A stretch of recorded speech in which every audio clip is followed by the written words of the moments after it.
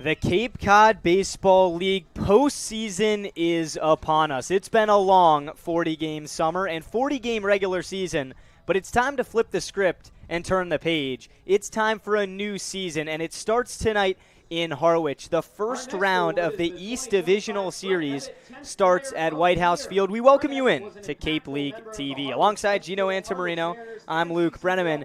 And Gino, sometimes in the postseason you dive into the X's and O's, the matchups of teams who may not have always seen each other, but it's safe to say that the Brewster Whitecaps and Harwich Mariners, they know a lot about each other. The Mariners have beat the Brewsters Whitecaps 3 times out of 5 so far this summer. What are you looking forward to seeing tonight? I'm going to expect both these teams to play with a little bit more of an edge, but after talking with several of the players and coaches, does your routine change at all? Do you treat this game a little bit differently? And now obviously they say yes, but on the alternative side, they want to make sure that they're not changing up too much of their approach, the way that they handle at-bats, the way they handle routine ground-outs, fly-outs, because they don't want to play too tight. They don't want to play out of their regular way of playing because that's when mistakes happen. So I expect both these teams, it doesn't matter about the records or how many times you beat a team in the regular season because this is a whole new slate. Best of 3 series. It's not single-game elimination anymore, so you got to make sure you keep that in mind. You don't want to throw everything in the kitchen sink at a team because you got to face them again tomorrow and then potentially a third time. So you talk about a whole new slate in relation to the postseason in general, but also the series aspect. That is a new addition to the 2025 Cape League playoff structure. How do you think that will affect pitching, strategy, the maybe winner-go-home strategy that had been used in previous years is altered tonight? Well, it's going to be a little bit different in terms of the maybe who's coming out of the bullpen at certain points, right? We know Christian Rodriguez, the man on your screen right now, he is the guy for the Mariners. If they need an out and they need a strikeout, they're going to go to him. Now, in a game where they're not in jeopardy of being eliminated, maybe they leave a pitcher out there to try and finish the inning. But if there's a runner in scoring position and there's 2 outs and they need a guy to come in there and maybe strand both the scoring position bases or all the bases, maybe they go to Christian Rodriguez. And on the other side of that as well, you look at the lineup side of it. Players that may be a little bit banged up, you want to make sure they're absolutely ready to go before you get thrown into the lineup. That also has to take effect because you don't want to throw a guy out there too early. But in an elimination game, you got really nothing to lose, so you're throwing out your star players and seeing what happens. Absolutely. I had a chance to catch up with Mariner All-Star first baseman Kyle Wolf on the nuances of the postseason. Here's what Kyle had to say. Our pregame show rolls on. I'm joined by Harwich All-Star first baseman Kyle Wolf. Kyle, you're a Boston kid through and through. You were coming to these games as a kid. Now in the postseason of the Cape League playoffs. How's that sound? That's sick. This is what you play down here for. You play every season to be in the playoffs, and so I'm excited. So a 40-game summer is now behind you guys. It's a whole new season. And a 3-game set tonight kicks off against Brewster. You guys have had their number this summer. Any scouting report or what's the focus for the Mariners coming into the postseason in general? Just try to win. Get on base any way you can, get an out any way you can, and just help the team win. That's the focus.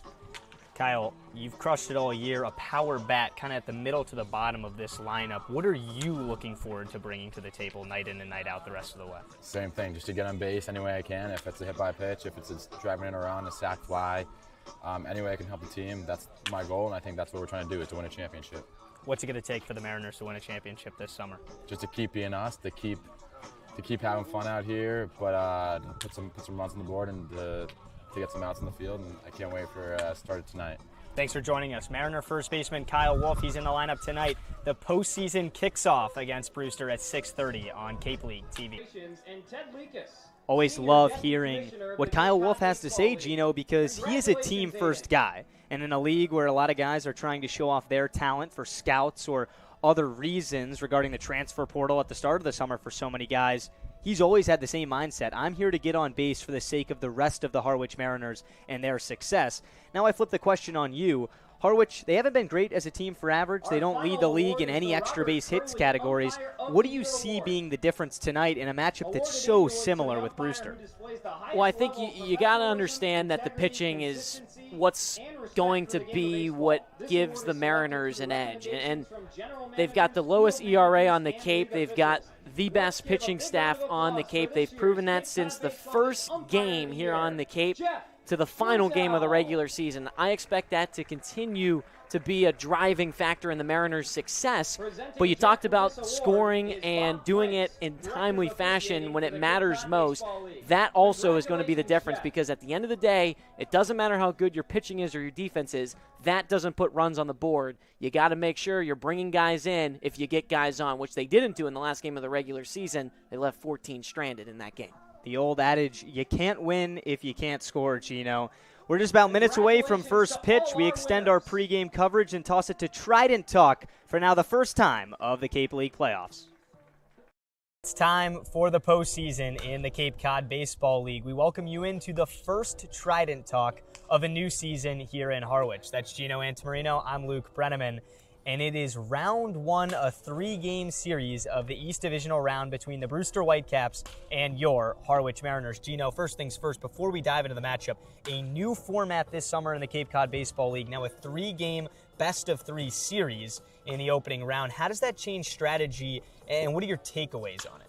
Yeah, I think it obviously means you have to be a little bit more conservative with your arms and sort of your lineups, because it's not a single game elimination like you said. So you're trying to win 2 of the 3.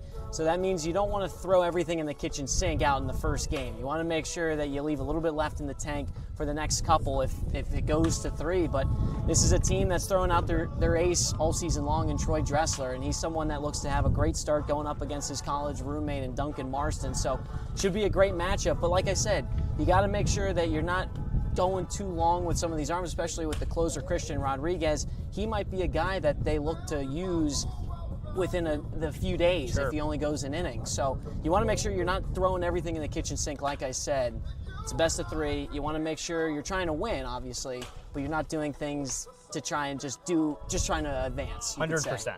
There's going to be a lot of strategy. We know playoff baseball in general, timely bunts. The infields will come in certain positions, stealing bases ever so critical. But let's dive in to the matchup a little bit. The Mariners have beat the Whitecaps 3 out of 5 tries this summer. They've only lost 1. These two teams have tied here at White House Field. Harwich is actually undefeated against Brewster on their home turf like tonight. So they hit for the same average. They've scored 1 more run than the Whitecaps. I mean, something's got to give. Where do you find a difference between these two ball clubs? It's been the difference maker for the Mariners all summer long, and that's, you want to take it away? The pitching. Yes, right. And I think that's what's going to be the biggest difference here today. The Mariners, they'll score their runs whenever they need to. But a couple of days ago against Chatham, a little bit of a red flag. They left 14 runners stranded in that game. It ended in a Chatham walk-off and extras. So if the Mariners want to capitalize today, they've got to make sure that they're scoring when they can, because the pitching, that will take care of itself. But you got to bring runs in. You got to bring runners home. And that was the problem with the Mariners in their last game of the regular season. I expect them to be ready to go here today. Well, the Mariners hope to be ready to go as well. Gino and I will have the call on Cape League TV. The pregame show kicks off at 6:20. Join. Leading off, the center fielder from Wofford, number 4, Nico.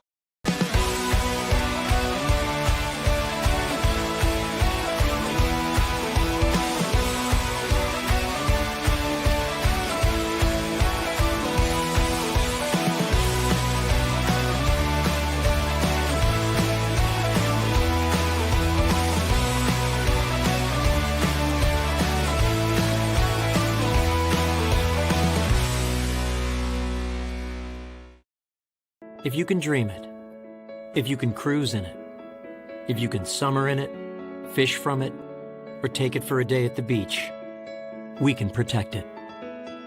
The Baldwin Group, protecting the possible.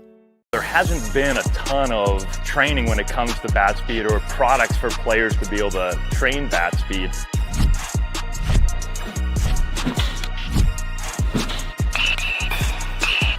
You can improve your bat speed and reach your goals working 10 to 15 minutes a day on this a couple of times a week. That's a no-brainer for every player.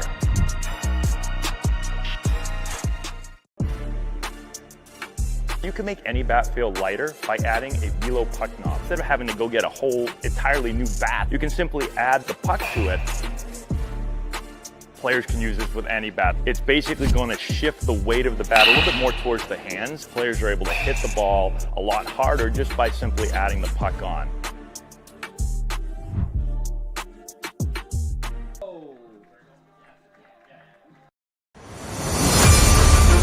Last summer, we raised the trophy. This summer, we defend it. Every pitch, every swing, every drop of sweat, it all leads to one thing: history. The Harwich Mariners This is the are Cape League champions. title push.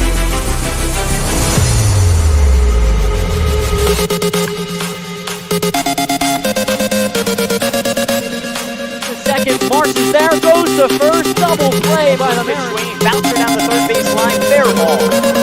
There to flash the leather, he goes to second, to throw down the first, double play for the Mariners. Payoff pitch swing and a miss, strike three. Swing and a line drive towards left center field, set down for extra Ground bases. ball, it gets through! Swing and a miss, strike three.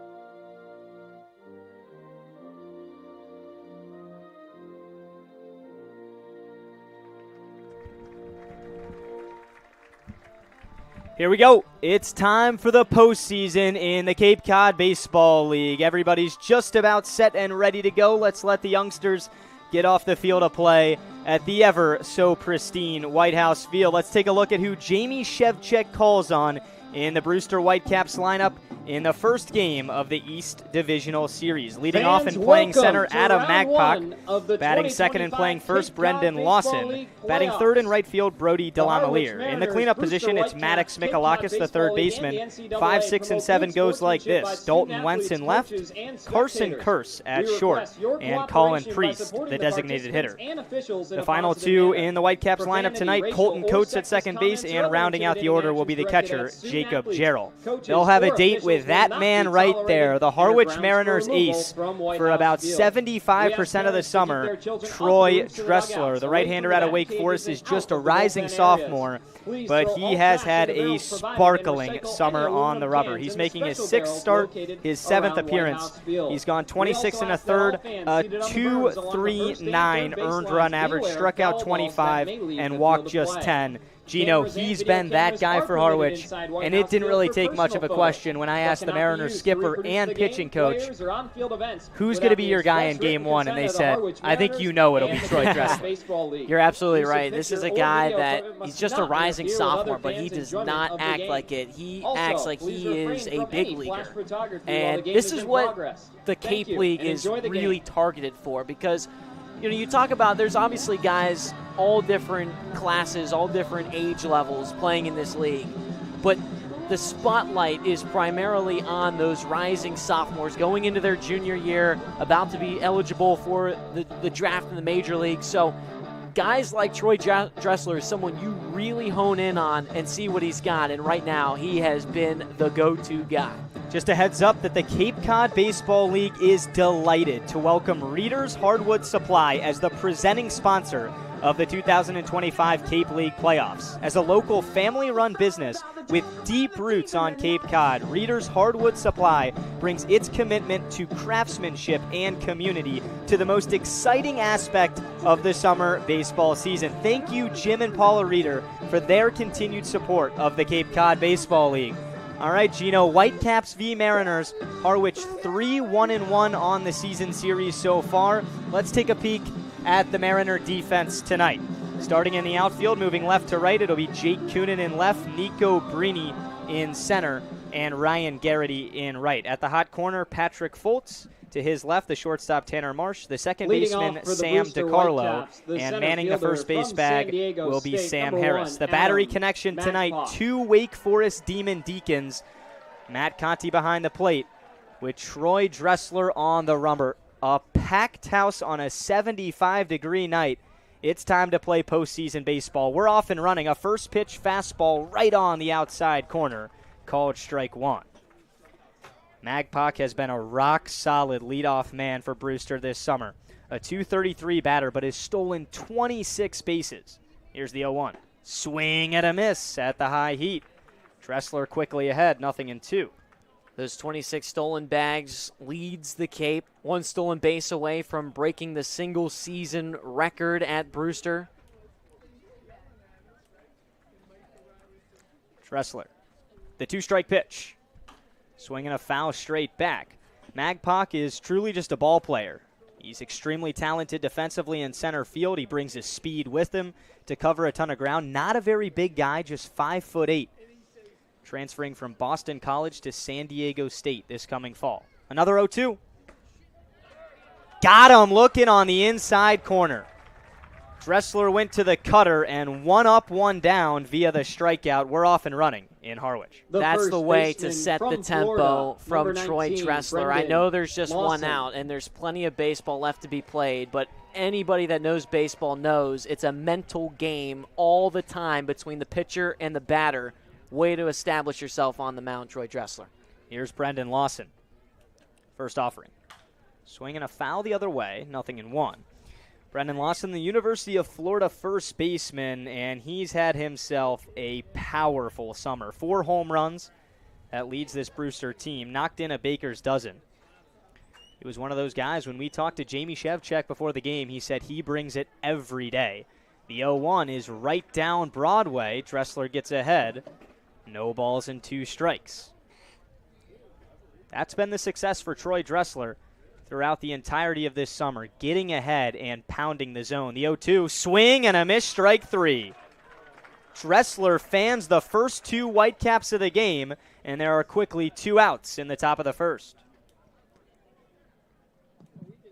Troy Dressler just really taking advantage of this platform right now that is the playoffs. He knows all the attention he's getting right now, and he is making it worth his while. 2 outs, nobody on for Brody DeLaMeliere. First offering. Swinging a foul. That fastball came in at 94 from Dressler. He can mix it up. Has 2 variations of fastball. The 4-seamer comes in at 94 to 95. He pairs that with a cut fastball that runs in on left-handed hitters around 88, and then changeup and slider right around 82 and 83. Dressler has wicked stuff. The 0-1. Fastball right on the outside edge, 0-2. After back-to-back strikeouts, he got ahead of Magpok 0-2, ahead of Lawson 0-2, and here we go again to DeLaMeliere. Dressler on the downhill, the 2-strike pitch. Check swing, pitch was low. No appeal. The count goes to 1 ball and 2 strikes. So, Gino, a new feel to the Cape League postseason this summer. Now a 3-game series or a best of 3 in the opening round. We talked about it in the pregame show. It really does change a lot. The 1-2. Off speed drips right on the outside corner. And Troy Dressler unfazed. He strikes out the side. We head to the Harwich first. No score on Cape League TV. Here at the Mass State Lottery, we're known for our monster wins. But there's no bigger win than the $1 billion we provide each year to support all 351 cities and towns in Massachusetts. In our game, we know that supporting local businesses and helping communities is how we all win. Because at the lottery, we're all playing for the home team. The Mass State Lottery. Welcome to the state of winning.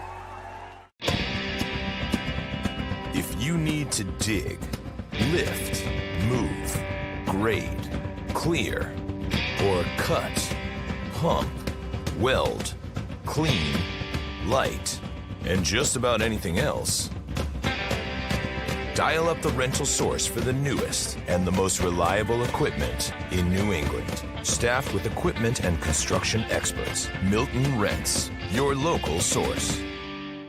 There hasn't been a ton of training when it comes to bat speed or products for players to be able to train bat speed.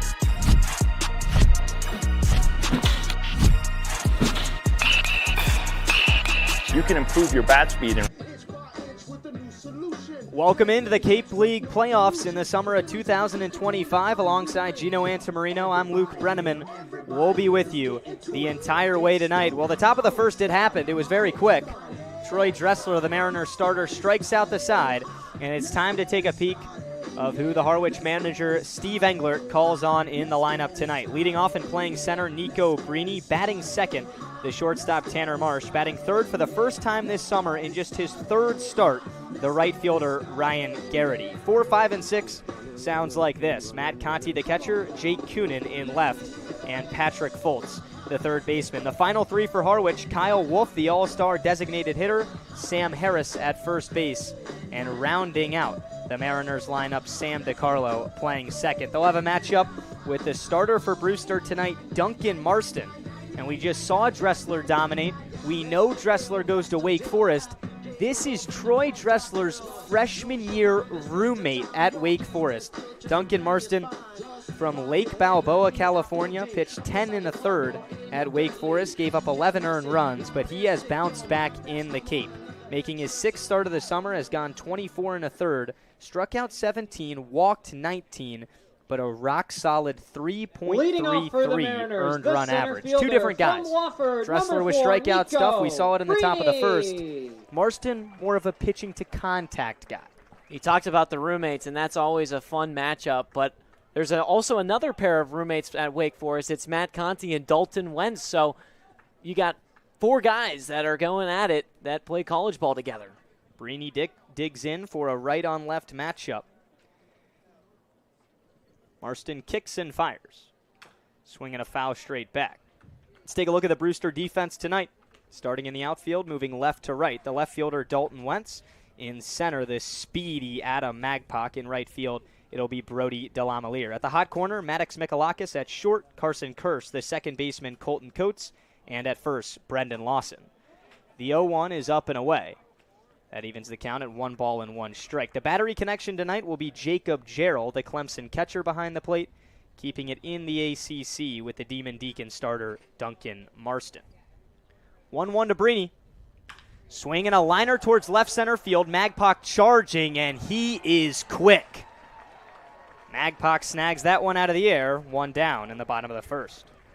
I love how you said when you introduced Adam Magpok in the defensive lineup, you said the speedy Adam Magpok, and didn't waste any time showing off why you called him that. Magpok, he brings the intensity as well. That comes with the style of play. I called him a ball player in the top of the first when he led things off. He just does it all, and he cares a lot about the win-loss, even in summer baseball. Here's Marsh, first offering.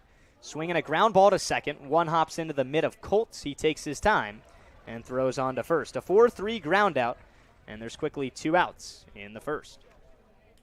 You can see from the Brewster side of things and now the Harwich side of things, not wasting a lot of time in the at-bats, just trying to get their feet underneath them. You can feel the pressure. I won't say pressure, but the tension with the crowd here. I mean, look at the bleachers, the lawn chairs. I mean, these guys are really trying to just get their feet wet, get themselves in the game, and once they get settled out, they'll be good to go.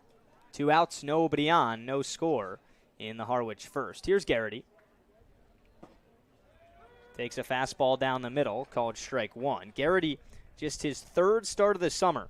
He introduced himself nicely in his first start at White House Field against the Brewster Whitecaps, had a 3 RBI triple last Saturday. The 0-1. That's in the dirt low, 1 ball and 1 strike. But, Gino, I want to ask you, we haven't seen Garrity hit third in either of those 2 starts. Sure, the triple helps, but not really a power hitter. He comes out of Northeastern. Do you like that decision to call on him as your number 3 man tonight? I do. I mean, this is someone that had 12 doubles this past year at Northeastern. I mean, he is someone that he's got the confidence for it. And, you know, you talk to him and the position he has with the Mariners, and he is someone that is up for the task. and he's ready to go for tonight. Marston working quick. Here's the 1-2. That's down and in. 2 balls and 2 strikes to Garrity. Conti's on deck if we get there. Brewster in their turquoise jerseys, no button, the V-neck look, and the white pinstripe pants with the navy hat. Here's the 2-2 to Garrity. Swinging a ground ball in between second and first. Charging to the glove side is Colts, and he can't get there. Went right under his glove into shallow right field. And there's a base hit for Garrity, and the Mariners have a 2-out base runner in the opening inning.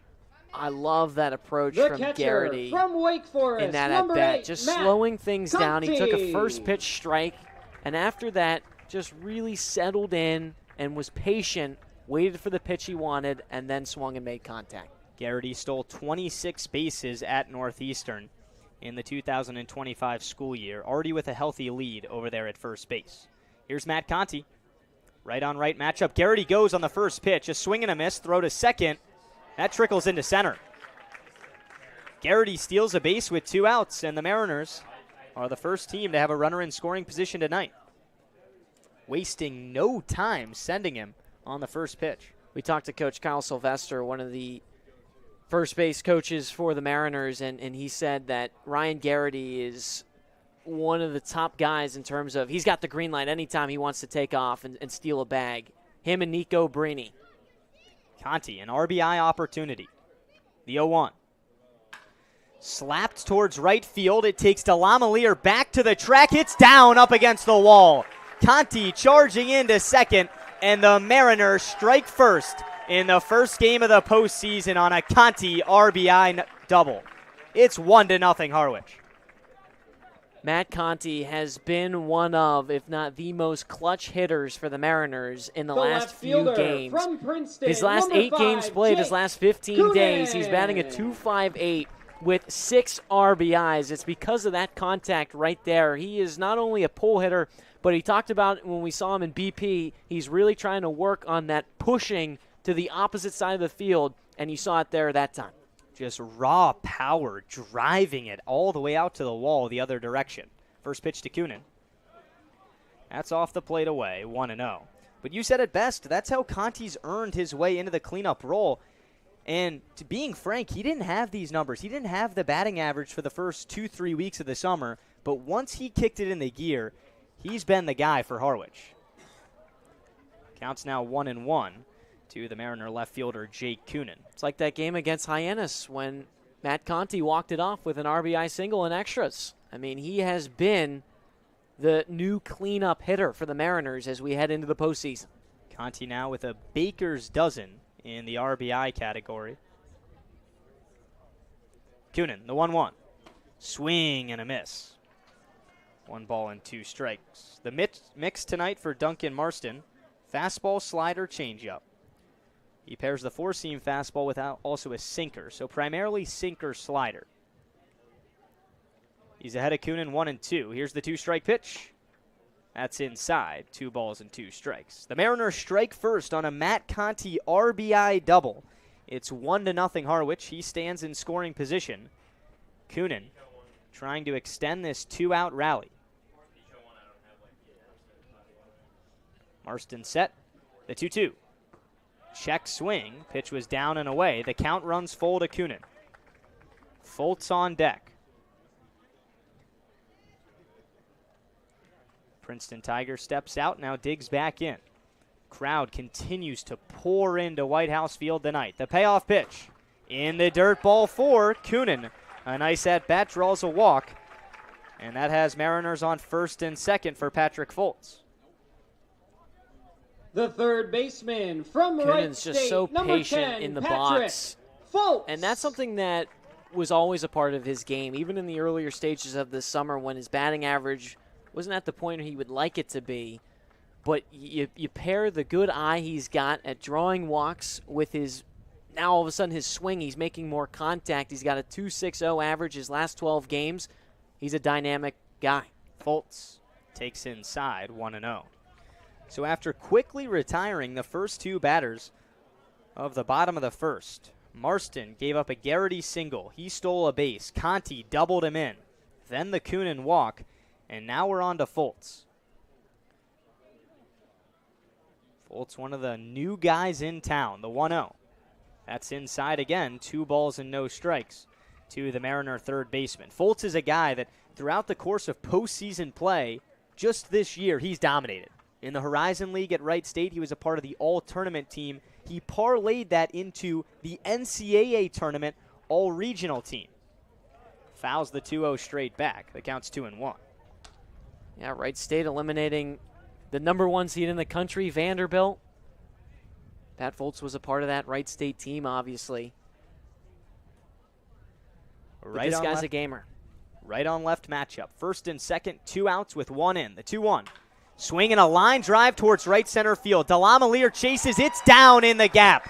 Rounding third is Conti. He will score with ease. And here come the Mariners with 2 outs in the first. It's 2-0 on the Foltz RBI.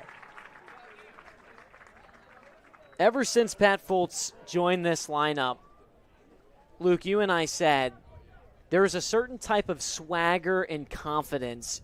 You see it in that swing right there. You see it when he's taking BP or sitting in the dugout. I mean, he's got such a presence about him that you know it wasn't going to take very long before he really found his groove with this Mariners team. And there's Brian Del Rosso talking with his starting pitcher. But it's so important to have those guys because this part of the summer, you're losing guys due to injury. Guys want to go home. You don't have as many games to really get them through that slump of figuring it out with the wooden bats, a new league. You're going up against the toughest competition in the country. You need guys when it's 4 games until the postseason that are going to come in and make an impact, a positive impact immediately. Pat Foltz and Ryan Garrity have been the 2 for the Mariners that have really found their stride and continue to get better with each game they play. Kyle Wolf. 2-0 in the bottom of the first. Mariners on the corners, extending this 2-out rally. Here's Kyle Wolf. The all-star first baseman for Harwich has been here since day 1. First pitch. Swing and a pop-up towards center field. Magpok comes in. The shortstop curses out there. He calls him off and makes the catch for the final out of the inning, but not before the Mariners string together 3 consecutive hits, sandwich a walk in between them. Conti an RBI double, Foltz an RBI hit. It's 2-0 in Game 1 of the East Divisional Series. The Mariners on top. We'll be back for the second inning on Cape League TV. When you need to dig, lift, move, cut, or just about anything else, then dial up the Rental Source staffed with equipment and construction experts. They'll help you get the right machine for the job and make sure it's delivered when and where you need it. With locations across New England and the newest and most reliable inventory, Milton Rents is your local source.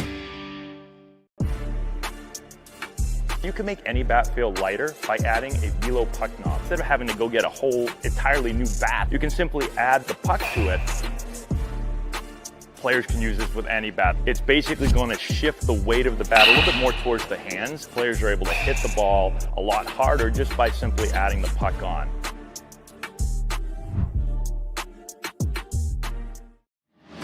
Cape Cod 5 is proud to be the official banking partner of the Cape Cod Baseball League.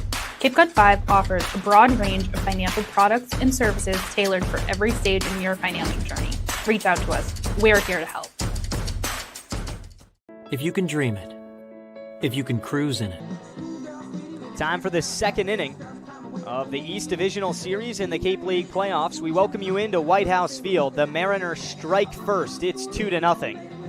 The starter for Harwich, Troy Dressler, strikes out the side. Harwich has 3 hits in the home half of the inning. You dream about starts like this, Gino. Absolutely, and for the Mariners, it's so important to have that good start. In the month of July, Leading they were off for the 2-6 the third baseman from Arizona, in games where they give up 3 or more runs in the first 3 innings. So you talk about Troy Dressler and how good he's been. I mean, 3 strikeouts, striking out the side. I mean, that's what the Mariners need. 4, 5, and 6 due up for the Whitecaps. Here's Mikalakis. First pitch, fastball too high, 1-0. Mikalakis, the University of Florida infielder, playing third base tonight. As of late, the past 2 weeks, he's been Jamie Shevchik's cleanup hitter. The 1-0. That clips the top portion of the strike zone, 1-1. First inning was pretty simple for Dressler. Strikeout, and then another strikeout. See if he can stay in this rhythm. The 1-1. Off speed, misses up and away. 2 balls and 1 strike. Gino, large crowds in attendance, like there have been at White House Field this entire summer. But you can tell that the stakes are amplified for good reason. It's the playoffs. Do you think that affects any of these guys? No, I think they're used to playing in front of the packed crowds at school. And, obviously it's a little bit more of community feel. I mean, look, you can see the lawn chairs, people spread out. I mean, it's not like guys are going straight to the locker room and onto the field. I mean, they're walking in, they're passing fans, they want autographs. 3-1, swing and a miss. The count goes full to Mikalakis.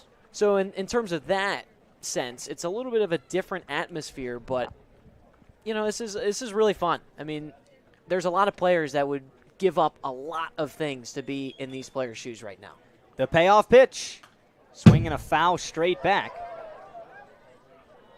A nice at-bat from Mikalakis, making Dressler work to lead off the second inning. And that's what you need. Even if Mikalakis goes down off the strikeout here, whatever the case may be, extending these at-bats, figuring out Dressler, that's going to be important for the Whitecaps moving forward. Dressler gets set, kicks and fires. The 3-2, swing and a miss, strike 3. Dressler has struck out the first 4 tonight. 1 out in the top of the second. I'm getting deja vu from Jake McCoy in the first game of the season, Luke. The left fielder from Gino, Wake that Forest, feels number like forever 15, ago. Dalton But that's a heck of a Wentz. point. Jake McCoy started off the X-Championship rematch of 2024. That was the opener of the Cape League Summer against Bourne right here at White House Field. Struck out the first 6 batters of that game. It's nuts. Dalton Wentz digs in. First pitch, wave and a miss, strike 1. Sure, the fastball for Dressler gets up there close to 95. We've seen guys in the Cape right around 97, 99, some of them. So sure, it blows you away, but it's mainly the mixing and matching, the 0-1. Jam shot the other way, down into left for a base hit. Wentz cracks the code for the first hit for the Whitecaps, 1 on with 1 out in the top of the second. Wentz, the Wake Forest guy, I'm sure he's got the scouting report on Dressler. The shortstop from Georgia Tech, number 3, Carson. I mean, Kurse. Wentz has got the 3rd highest average on the Whitecaps team, a 2.83. They've got some good hitters in this Whitecaps order. I'm not going to be surprised if guys start putting it together. Kurse digs in, a right-on-right matchup. First offering, he shows bunt, rips it away. Ball low, 1-0. That showing bunt, we talked to both managers before this game, and they said, this is the playoffs, and we're not so concerned about individual stats now. If you have to sacrifice an at-bat to advance a runner, so be it. Doesn't matter when. 1-0. Bunt is down, but foul. 1 ball and 1 strike to Carson Kurse. Especially if the hits are not coming. Absolutely, and sometimes with these starting pitchers that have as good of dominant stuff as Dressler, you can tell early. Is he on his A game? Is he spinning it tonight? And I would say this start proves that Troy Dressler is in control. Infield comes in, folds down the third base line, the 1-1. Swing and a miss at 95 up high.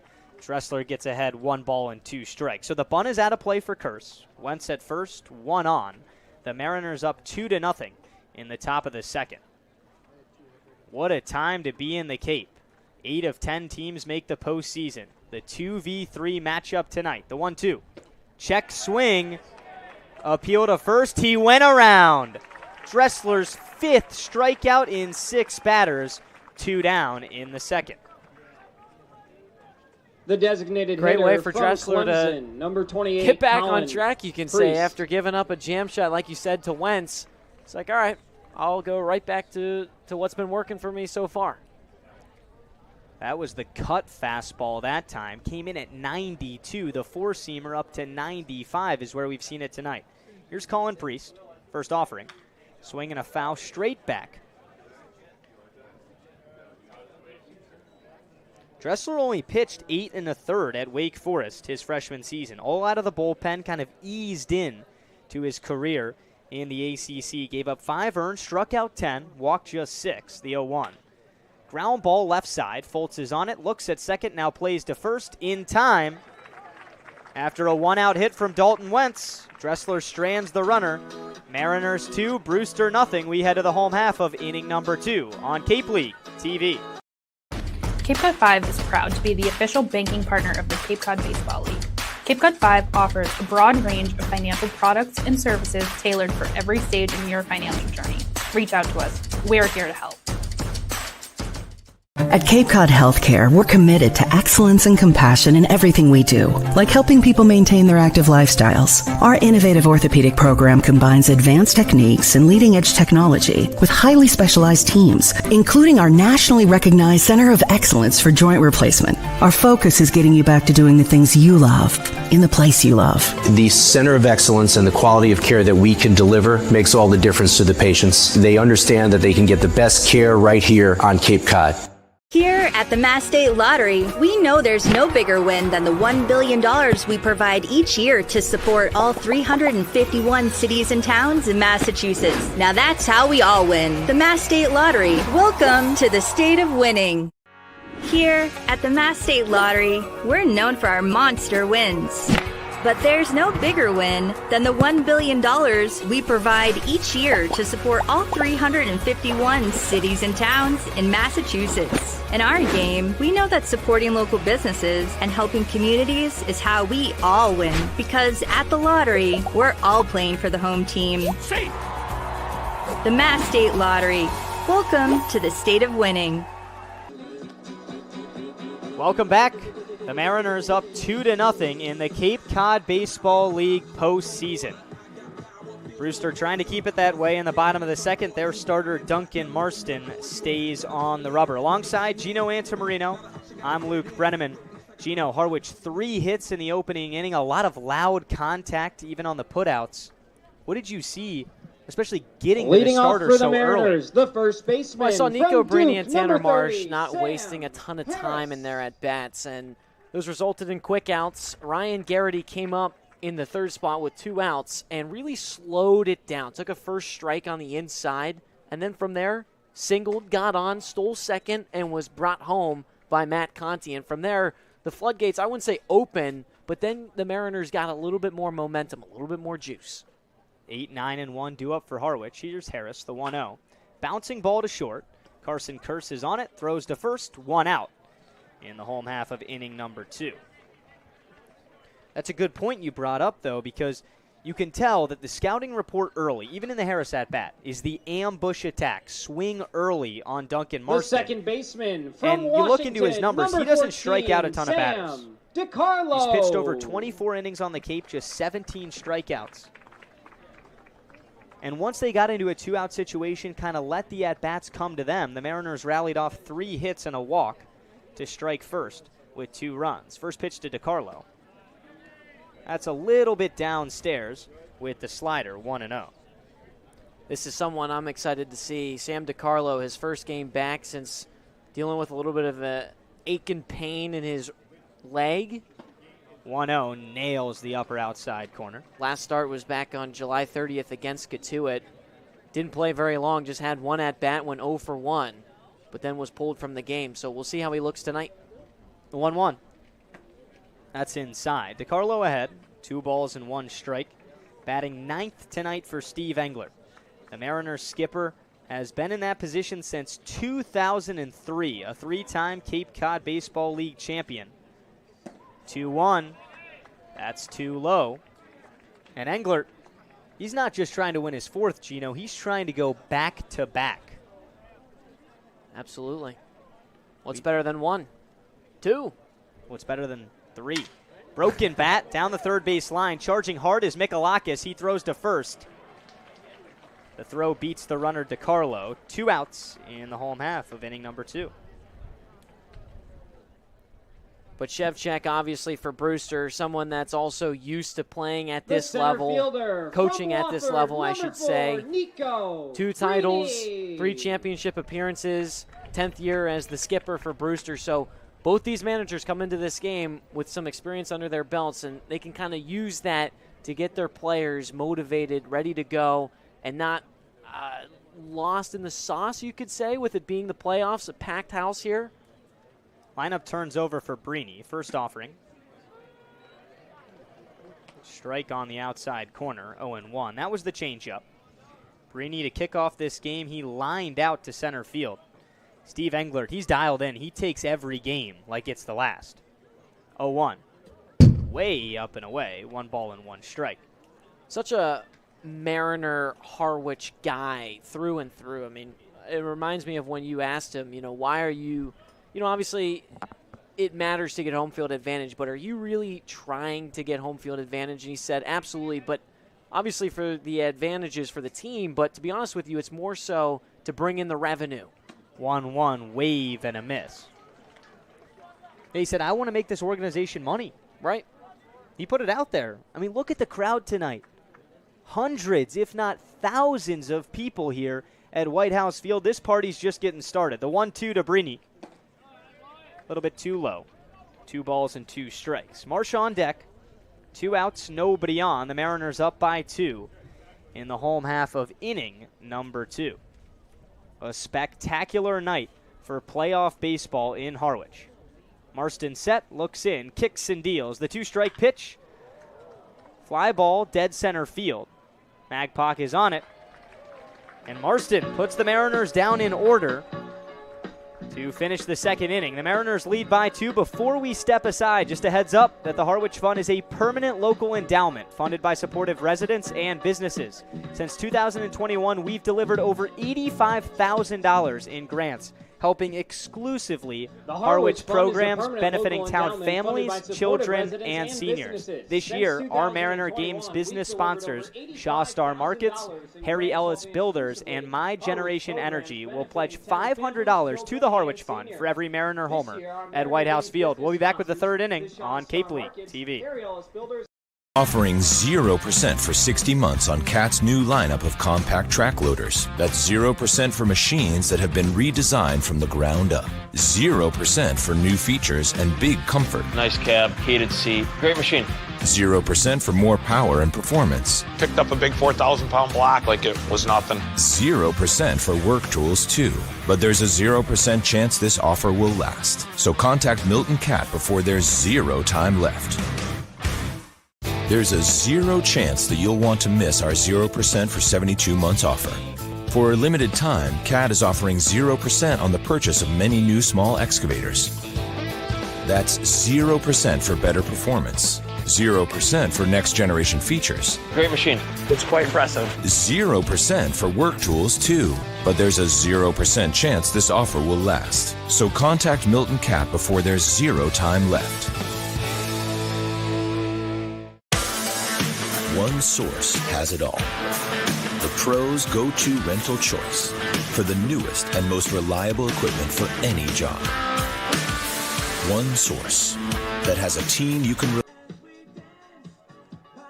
Playoff baseball here on Cape Cod, and a nice start for the Harwich Mariners as we head into the third. Harwich up 2-0 over Brewster, and it's in large part to that man right there, Troy Dressler on the mound in his third inning of work. Has given up just 1 hit, 5 strikeouts. He faces off against 8-9-1 in the Whitecaps order, with Colton Coates leading things off. It's been because of that right there, Gino, getting ahead. Now on to his 8th batter. He's gotten ahead on 7 of them. Here's the 0-1. Dribbler to second. DeCarlo shuffles to his left and throws out Coates at first. There's 1 gone in the top of the third.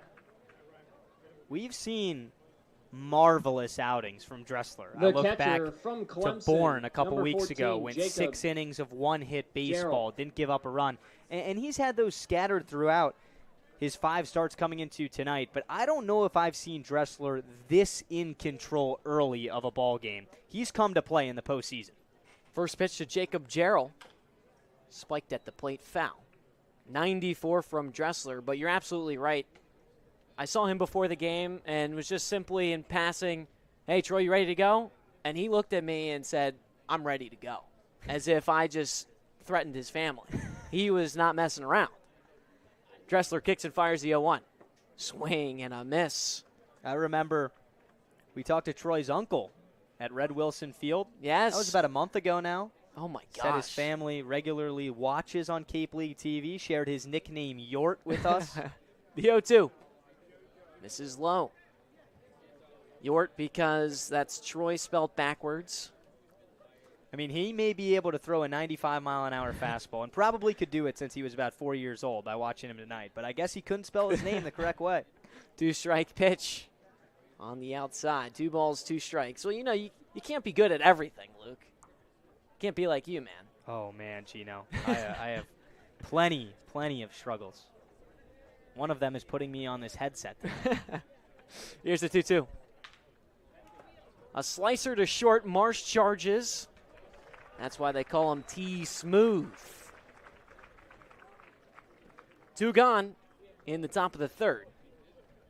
Tanner Marsh just so quick. The center fielder on that play San right Diego there. State, His approach to the ball, Magpie. his ability to field it and get that ball out of his glove and into his throwing hand, ready to go. That transition is so quick.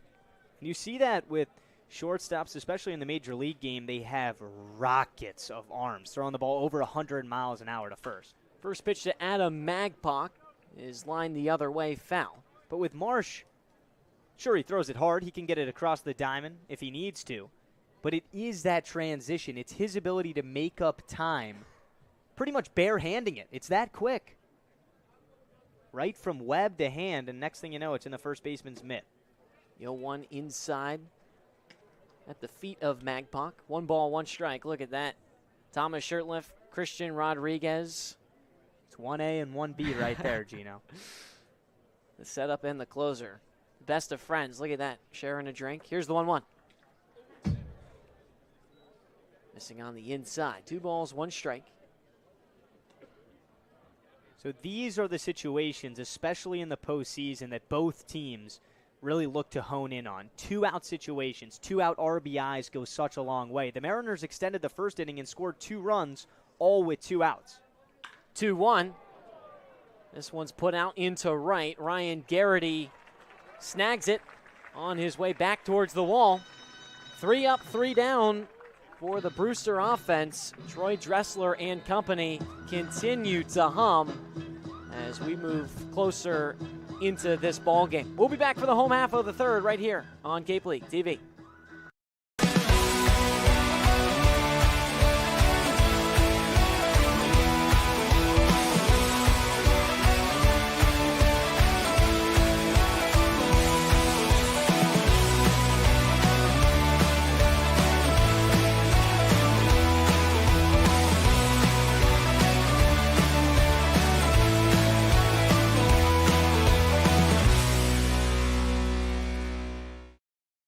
If you can dream it, if you can cruise in it, if you can summer in it, fish from it, or take it for a day at the beach, we can protect it. The Baldwin Group, protecting the possible. There hasn't been a ton of training when it comes to bat speed or products for players to be able to train bat speed.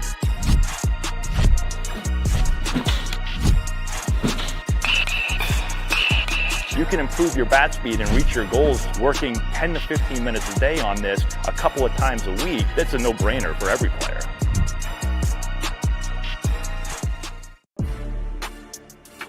You can make any bat feel lighter by adding a velo puck knob. Instead of having to go get a whole entirely new bat, you can simply add the puck to it. Bottom of the third here in Harwich, and the Mariners up 2-0 over the Whitecaps. We welcome you back on Cape League TV. Alongside Luke Brenneman, I'm Gino Antamarino. Duncan Marston, the starting pitcher for the Whitecaps, in the first frame gave up 3 hits, 2 runs, left 2 stranded. The Mariners really had a good start to this game in terms of offense. But in the second frame, a 1-2-3 defensive performance by the Whitecaps. Luke, what did you see differently in that approach from Marston from the first inning to the second? To be quite honest, Gino, nothing. And that's a good thing. He threw a lot of first pitch strikes in the first inning. He got ahead. He quickly had 2 outs. Here's the first pitch to the righty, Tanner Marsh. Fastball on the outer edge for strike 1, 92 from Marston. And from that point on, he gave up the hit to Garrity, he stole a bag, the extra base hit to Conti, and then he started getting picky. Here's the 0-1. Swing and a miss, strike 2. That's when he lost Kunin, then tried to get back on Foltz, and simply it was just the Mariners putting bat on ball. Foltz' hit was loud. Conti's all the way back to the wall in right field. Trying to put away Marsh here, the 0-2. Inside at the knees. Ball 1. And that's the best part about a league like this. It's the best of the best on the best of the best. Sometimes good pitching will win. Sometimes good hitting is just better. 1-2 pitch misses right at the face of Marsh. And when Brian Del Rosso, the pitching coach, went out to talk to Duncan Marston, I would have to assume it's something similar. You're our ace for a reason. We put you here. Don't give up on your stuff now just because of a rocky first inning. And that's exactly what he did to put the Mariners down in order in the second. The 2-2. Inside again. Ball 3. So right now, Marston about to lose Marsh here in this at-bat. Trying to right the ship. Kicks and fires the payoff. Hard hit, ground ball into left field. A base hit for Tanner Marsh. Once again, Gino, a well-executed sinker running in right on the fielder right-handed hitter from Marsh, Northeastern, and number he 3, turns Ryan on it for a base hit. Garrity. Got to give Marsh credit there.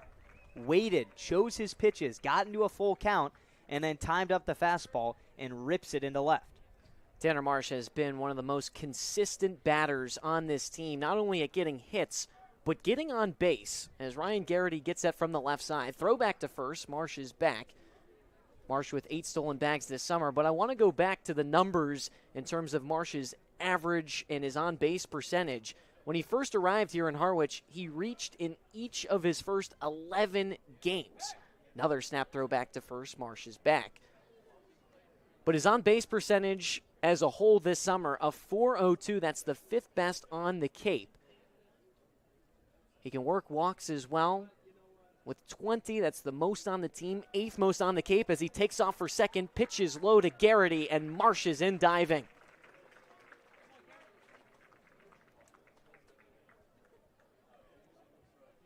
A stolen bag for Tanner Marsh. That's his 9th this summer. Rising junior out of Liberty. Now leads off of second. 1-0 count to Garrity from the left side. Still no outs. Bottom of the 3rd. The pitch. Fastball hits the inner edge for strike 1. So these are the situations in the postseason. If Steve Englert wants, he knows Garrity can lay down a bunt. He could potentially bunt Marsh over to third and try and get a runner on third in a one-out situation. Maddox Mikalakis, the third baseman, plays on the infield grass. The 1-1, a sharp liner foul. And when we talked to both managers pregame, Steve Englert shared, I love bunting. I do it all the time. You guys know that. Jamie Shevchuk was a little bit different. He said, we haven't really told our guys to do that too much this summer, but in the playoffs, we will. There's Steve Englert right there in the dugout. Marston kicks and fires the 1-2. A high bouncer down the first base line, and it just tails foul. A lot of trust, though, for Englert to go to a guy like Garrity, who hasn't been in the Cape all summer, and he hits him third, and he got this whole party started. You're right. I mean, he's the catalyst. He set the table. 2 outs, nobody on. Looked like the Mariners were going down in order in the first. A hit, a stolen bag, and then everyone else piled on from there. The 1-2 to Garrity. Sails high and away. But that's what we talked about with the end of the season looming. This was about a week or so ago. A bunch of new faces, including Ryan Garrity, Pat Foltz, who's hitting 6 today. The 2-2 comes home. Misses inside at the feet. Works the count full. And we were wondering to ourselves, is this going to be problematic for the Mariners? And we started asking the coaches, when you have so much turnover, a lot of new faces, and they don't have a lot of time to gel with the teammates, they don't have a lot of time to get set and ready to go in this season. Payoff pitch comes home. Misses inside, ball 4. So Garrity will take his spot on first. Runners on first and second for the Mariners, bottom of the 3rd with still no outs. And here's Matt Conti, who had that RBI double his last time at the plate. But going back to the new guys in town, and we were wondering, is this going to be negative? And then we started to flip it and say, maybe it's going to be a positive, because everybody talks about the drag of summer ball. You're coming off of spring ball at school, then you come here and it's a grind. But if you have guys that want to be here, they're energized, they're ready to go, that can really be contagious and spread through everybody else in the lineup. And then you pair them with guys like Marsh, with guys like Conti. That have been here. That's how you have the ticket to go win this whole thing. And right now, the Mariners are in the process of doing that. First pitch to Conti, a fastball right over the plate for strike one. But you can tell, we've talked to a lot of the new guys on this team. Ernie Echeverria not in the lineup today. They're ready to go. They're excited. And they should be. That's what these managers are so livid about this summer when it comes to guys leaving. Well, I came and played for a week. I'm a top 30 round prospect. My agent shut me down. Yeah. It's a privilege to play here and showcase your talent. The 0-1. Misses low. And Jamie Shevchuk, now in his 10th season with Brewster, said that pregame to us. He said, I'm so tired of him as a manager not being able to coach his ball club. He shared with us that he's on his phone for hours every morning just trying to get kids to come play because of the turnover. The 1-1. Swing and a miss. And that's where his assistant, one of the most winningest coaches in the Cape Cod Baseball League, John Schiffner, has been there to do that heavy work. Steve Englert, he knows the balance. You see so many veteran guys have success year in and year out in control of their ball clubs because they know how to pair. They know who to go get. The Ryan Garrity's of the world. Go get a kid from the Northeast who knows what the Cape means. And he's come here. He's gotten on base twice tonight. He's brought a spark to the Mariners. The 1-2 to Conti. Popped him up down the right field line. Brendan Lawson, the first baseman, strides in foul territory, and it just drops. Looked like he just couldn't see how close he was to the fence that time. Didn't want to run into anybody. So thankfully, if you're Matt Conti, you get another shot at the plate. 1-2 the count with runners on first and second. Still no outs in the bottom of the third. The Mariners trying to tack on more to this 2-0 lead. Marston in search of his first strikeout this evening. Looks back at second to Marsh, now comes home. Slashed into left, Dalton Wentz rovers to his right and makes the head-high grab. There's one gone in the bottom of the third. Conti continues to hit the ball hard. The left fielder in that situation, his job is to get those runners over. Couldn't get it done, maybe caught a break on the pop-up in foul territory. But the plus side of this whole thing is the Harwich cleanup hitter not only coming into the postseason, but now in the postseason in 2 plate appearances is hitting the ball really hard. It's a good sign if you're the Mariners. Jake Coonan from the right side. Reached last time at the plate off a walk. A double steal attempt, a high chopper down the third base line, and it's foul. So Garrity and Marsh go back to their previous bases. Mariners base running attack. When we talked to the first base coach, Kyle Sylvester, he said about 90% of it comes from the opposing pitcher. We run when we think we have an advantage on the delivery time. The 0-1 to Coonan. Swing and a miss. Last time Coonan was at the plate, went down early but fought back, drew the walk. He was stranded in that frame at third. Quickly down 0-2 in this count. Here's the pitch. Misses low and away. And Duncan Marston, as you've seen so far, you talked about it earlier, Luke, lacking that put-away strikeout stuff. A pitcher that's usually known to pitch to contact. They throw back to second. Marsh is back standing. Marston this summer. 24 innings, has just 17 strikeouts.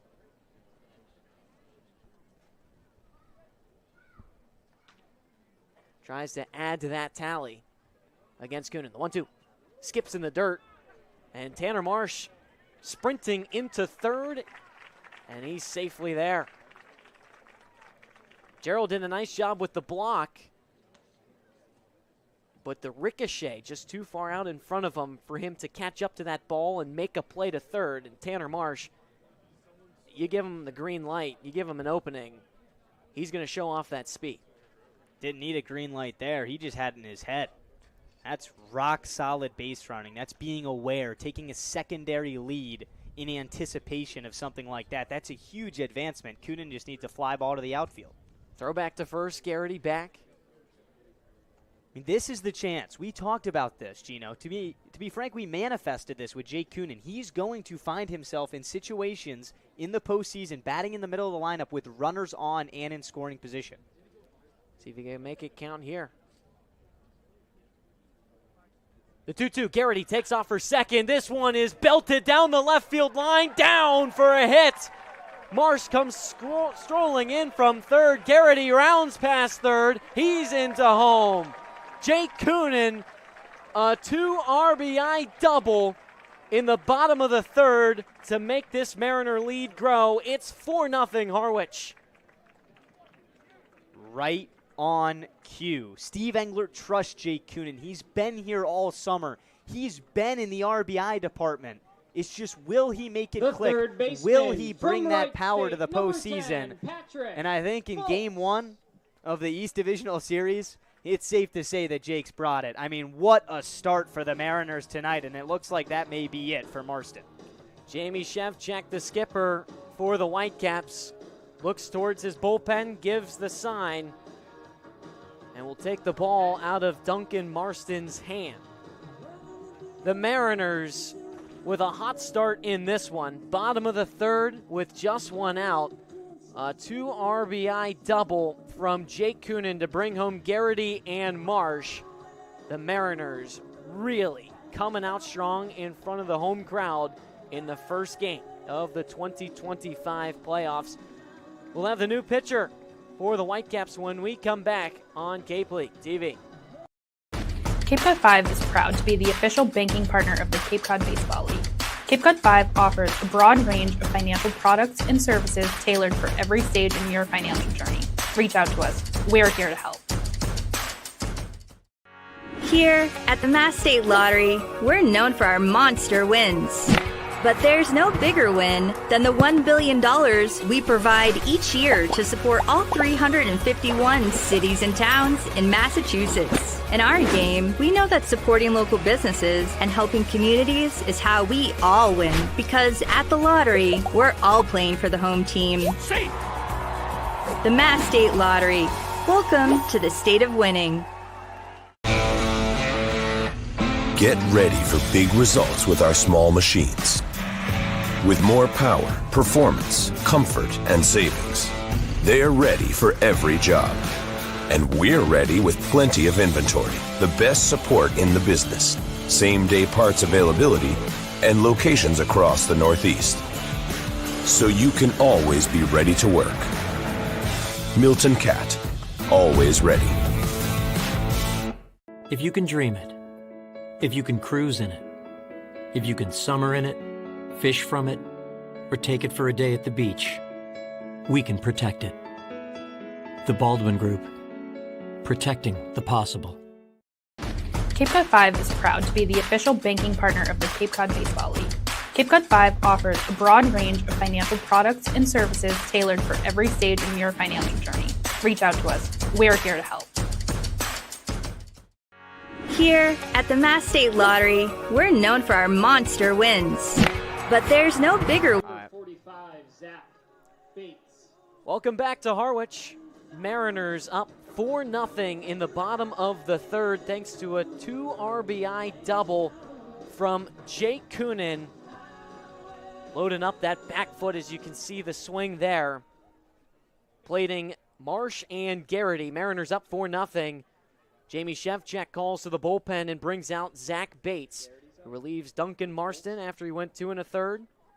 Gave up 5 hits, 4 earned runs for now, with Kunin on second, 2 walks, no strikeouts. Zach Bates, a sophomore from Illinois, stands on the mound at 6'2", 200 pounds. The left-hander faces off against Pat Fultz, the 6-hole hitter for the Mariners. First pitch. Belted into center. Adam Magpok retreating back and makes the grab. That advances Kunin to third. 2 gone, with a runner just 90 feet away for the Mariners in the bottom of the third. The Harwich Bats are awake in the postseason. They stranded 14 runners in that game against Chatham to finish up the regular season at Veterans Field. Stranded 14. They could not buy a fly ball to the outfield. And tonight, they're taking the Brewster defenders and especially the outfielders way back and everywhere. Another rocket, this time to center. Fultz, he's the guy right now for Harwich. First pitch to the righty Wolf. This is low with the fastball. Let's go over the numbers for Bates, making his 12th appearance this summer. A 2.41 ERA, has gone for a total of 18 2/3. He's given up 8 walks and 19 strikeouts. The 1-0 misses inside. But Bates obviously one of the top pitchers in this staff for the Whitecaps. If you're Jamie Shevchuk, obviously you want to go to him to stop the bleeding. But Luke, on the alternative side, if you're the Mariners, this is a good spot to be in because it's a best of 3, and they're using one of their arms up by 4. Wolf lines this one down the left field line. Fair ball, and that brings home Jake Kunin. An RBI single from Kyle Wolf. Mariners up 5-0. Nail on the head, Gino. They bring in one of their better, if not their best setup guy in Zach Bates. Number 30, Sam in a 4-0 game, now 5-0 on the Wolf RBI. And the first thing I think of when I see Kyle Wolf swing and I just see him operate, he never tries to do too much. In that situation, runner at third, 2 outs, it's going to take a hit. That's all Wolf tried to do. Got a pitch middle, drove it into left, and you got a 5-run lead. Sam Harris from the left side stares at a pitch low. Fastball. Clocking in at 92 from Bates. And not to be premature, but this Harwich team, they haven't hit the ball very well this summer. This is one of the better starts the entire summer we've seen. 1-0 inside. There was never a question if Steve Englert was going to get these guys ready to go. It was just a matter of, can they sustain it? Can they have a good start? And right now, they are showing. 2-0. Jam shot to short. Curse is there. And throws out Harris at first. Sounded like the bat splintered there on Sam Harris. Harwich continues to add to its lead. 3 runs come home. 2 off of a 2 RBI double from Jake Kunin that brought Marsh and Garrity across the plate. And then an RBI single from Kyle Wolf that brought Jake Kunin home. As you can see, Garrity there hauling his way to home. The Mariners up. Cape Cod 5 is proud to be the official banking partner of the Cape Cod Baseball League. Cape Cod 5 offers a broad range of financial products and services tailored for every stage in your financial journey.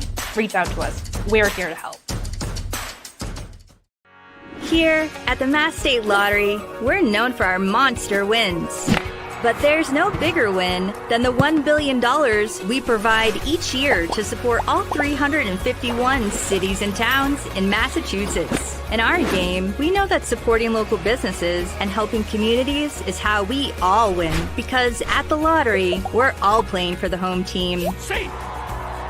The Mass State Lottery. Welcome to the state of winning.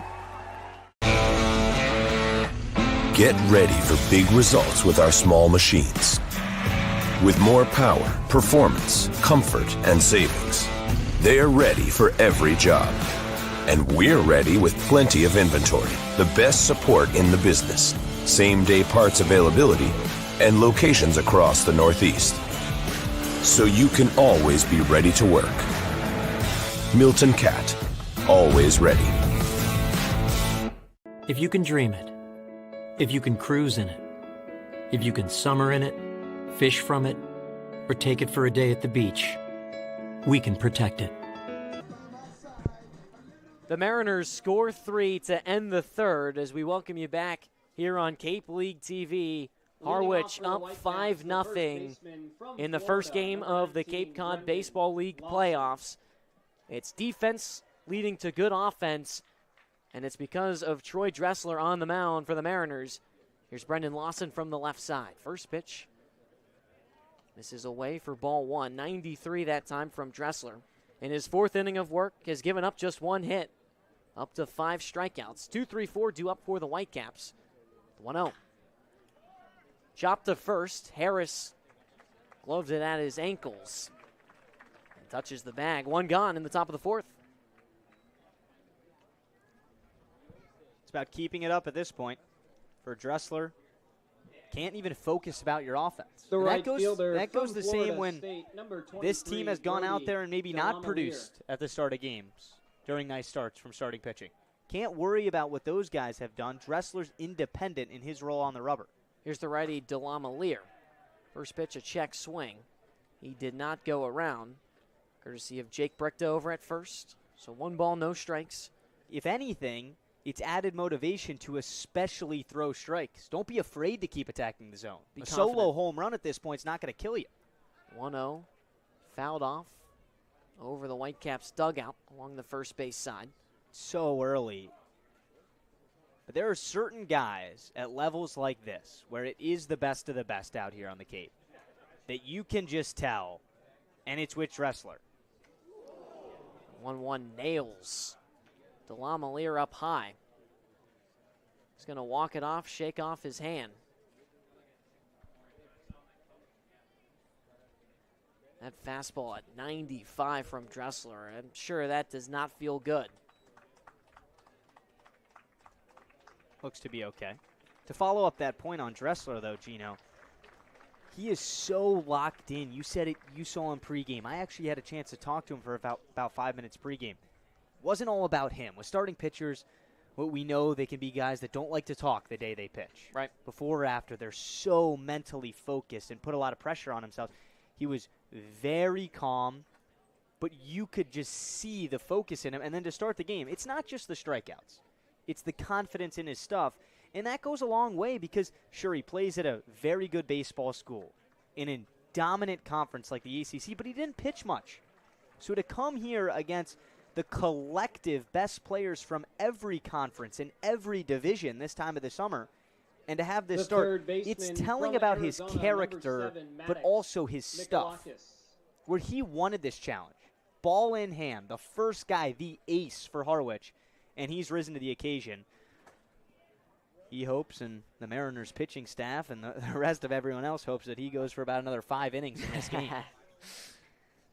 Troy Dressler stares down Maddox Mikalakis. Runner on first, it's Brody Delamalier after getting hit high from the fastball. First pitch. Whistles outside. First ball of the count. Troy Dressler, just a rising sophomore out of Wake Forest. We talked about what it means for this league to get those young, talented players. 1-0 comes home. But that's what the Cape League is really geared for. I mean, it seems like you get the guys we saw at the start of the year with Justin LeBron and Tyler Bell, Eric Becker, Josiah Ragsdale for Brewster, 2-0. A lot of those guys that come in the early stages of this summer, it's almost like they're just coming in, they're getting a few games under their belt, showcasing their talents, and then they're going to try for the draft or playing for Team USA, whatever the case may be. Then you have the guys that are going to be seniors. 3-0 comes home. Called a strike. The seniors are the guys that are either in their last year of play and they're at that level of being talented college players that might not have that next gear to them. Trying to find it. Right. Still. 3-1. Push the other way. But then you have that third side of the Cape League, and it's guys like Dressler, guys like Conti, rising sophomores, that these are going to be players that are going to be at the top of Major League Baseball draft stocks, right? Because these are guys that are young, they're coming out and they're establishing themselves. I can compete with the best of the best. The 3-2 strikes him out. Right on cue. Dressler with his 6th strikeout tonight. Fans Mikalakis, there's 2 gone in the top of the 4th. And I love the way that you put that, Gino, because when you bring up the Tyler Bells, the Eric Beckers, the young Justin LeBrons, 15, everybody already knows that they either have the tools, the talent, or the combination of it all. Everybody knows that Troy Dressler's 6'5", he throws 95, but we only saw him for 8 innings at Wake Forest. First pitch to the lefty, Dalton Wentz, a strike on the outer edge. Not everyone can go be the Alabama shortstop as a freshman and hit 20 home runs. It's just not realistic. So for guys like Dressler, he gets to come here. He's now into his 30th inning on the Cape, and he's proving he's blossoming right in front of our eyes. The 0-1. Just getting a piece of it foul. Dalton Wentz down the first base line. So to differentiate, I think the better juniors and seniors, maybe grad students, a couple on the Mariners, you're here to showcase what you have. At that point, you're still developing. These guys are still young, but they're toward the end of their college careers. For Dressler, it's the combination of showcasing and developing, and that's where you see, I think, the real stars really prove themselves at a young age. You're absolutely right. The 0-2 misses low. Conti with the block. 1 ball, 2 strikes to Wentz. The left fielder for the Whitecaps singled his last time at the plate. Wentz, Dressler's Wake Forest teammate. The 1-2. Misses low. Conti knocks it down. Sidearms to second. It gets past Marsh, but DeCarlo backing it up. Delamalier takes second base. Conti loves that sidearm on the run throw. He actually calls it the Derek Jeter. I talked to him about it when he actually did that against, it was YD, and it looked to be an out. Runner was advancing from second to third. Conti, the throw at least beat him. The tag wasn't there. He said, "You like my little Jeter play there?" Trying to bring that into the postseason. Maybe next time. So the wild pitch advances Delamalier. Here's the 2-2. Drilled into right. Ryan Garrity. A leaping grab to end the frame. The Whitecaps leave Delamalier stranded. And Brewster not having any sort of answers for the rising sophomore out of Wake Forest, Troy Dressler. Brewster still with just 1 hit. No trip to White House Field would be complete without picking up through the some top Mariners 4. We'll be back for the home half right here Stop on Cape League to TV. check out our t-shirts, sweat-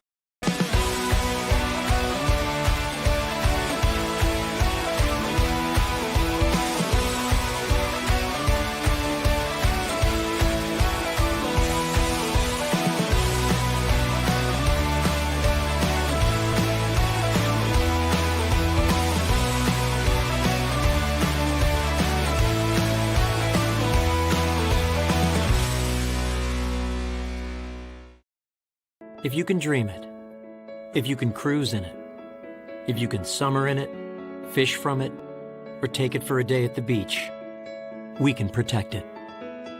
The Baldwin Group. Protecting the possible. There hasn't been a ton of training when it comes to bat speed or products for players to be able to train bat speed.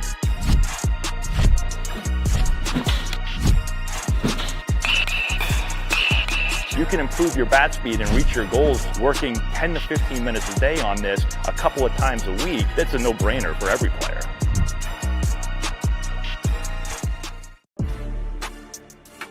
You can make any bat feel lighter by adding a velo puck knob. Instead of having to go get a whole entirely new bat, you can simply add the puck to it.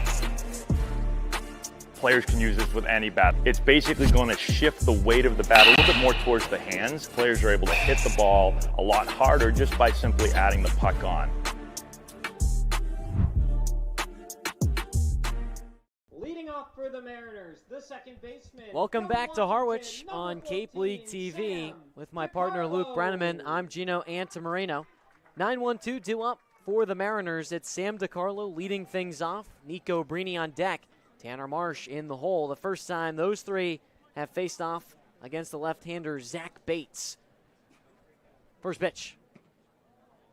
This is on the outside with the fastball, 92 from Bates. DiCarlo, someone that's working his way back, I wouldn't say from injury, because I wouldn't say it's that intense. 1-0, just getting a piece of it. But obviously when you play so many games at school, and then you come here and it's the grind of every day. I mean, DiCarlo spent 57 games this past year at Washington. Now in his 12th game here in Harwich, it's a grind. And so he was a little bit banged up, he said, the last few days, but he's ready to go today. 1-1 in there for strike two. But DiCarlo, his last start was against Catuit. That was back on July 30th. Didn't really play that game. Only had one at-bat when 0 for 1 was pulled out. 1-2. And then DiCarlo, his last game was July 31st against YD. Pinched hit for Harris in the 8th, struck out. That was his only at-bat. So DiCarlo has been in and out of the lineup, but sparsely his last few games, his last few appearances in the order. Here's the 2-2. Swing and a miss, strike three. 93 from Bates fans DiCarlo, his first strikeout of the day and his fourth batter faced. The order flips over for the Mariners, one gone in the bottom of the fourth. Maybe the center fielder from Wofford, crazy to say 4, that you can Nico find a win Brini. in the strikeout department, but now into the fourth inning of this game, that's the first time that a Mariner has been rung up the entire night. And for a team, especially towards the middle to back half of this summer, that struggled in that department, that's a great sign for the postseason. First pitch to the lefty, Brini misses high. But the Mariners, you're absolutely right, the strikeout numbers this summer, I mean, double digits in strikeouts for almost half their games this year. I mean, this is a team that has had the punch-out issues in terms of at the plate. Now, their pitching staff can say, you know, we've also brought strikeout issues to other teams. But the Mariners trying to be a little bit more disciplined in the box, not chasing pitches as we've seen a few times throughout this summer. Here's the 2-0. This is outside. And with the starter Marston, the 3.33 ERA, it's great. He's had a fantastic summer, but originally seeing numbers like that in the first game of the playoffs, I didn't see as much ace as I saw in Dressler. 3-0. Called a strike with the fastball on the inner edge. Marston started this game, went 2 1/3, gave up 5 hits, but you're right. So after the first two in the first inning, I'm not saying you got to tug him, but it didn't seem to be his night. 3-1, smash down the right field line, and just missing. Wow. Brini was already halfway to second by the time that ball dropped, but it was just a few inches away from the chalk. And that is starting to prove the point that I was going to go into. This test against Bates, who's had it the entire summer, he has the strikeout numbers. He had wicked numbers at Illinois in the Big Ten coming in the school year. Not that this will tell you everything you need to know, but the Mariners are swinging a hot bat. 6 hits in the fourth inning of this game, 5 runs. If they start hitting the ball like that on Bates, then it might just be the Mariners tonight. Because typically this team is accustomed to bunt hits, infield hits, small walking, ball. Get them on, get them over. Brini stays alive with the 3-2. And on the flip side, it feels like we've seen not a whole new team. The success has been there. The pitching there as it's been since day one this entire summer. But we've seen a couple of doubles tonight. Every single have been ripped into the gaps. A couple lineouts right at Adam Magpok, taking the center fielder way back. Fultz did it his last time up. Nico Brini had one of those in his first at-bat. Payoff pitch, swing and a miss, strike 3. The high heater puts away Brini. Back-to-back strikeouts for Zach Bates. There's 2 gone, bottom of the 4th. So for Bates, the challenge is the shortstop you can't put runs on the board as the pitcher. We're calling on you to give us, and I wouldn't be surprised, 3, maybe 4 innings of just shut down baseball and give the offense a chance to get back into this contest.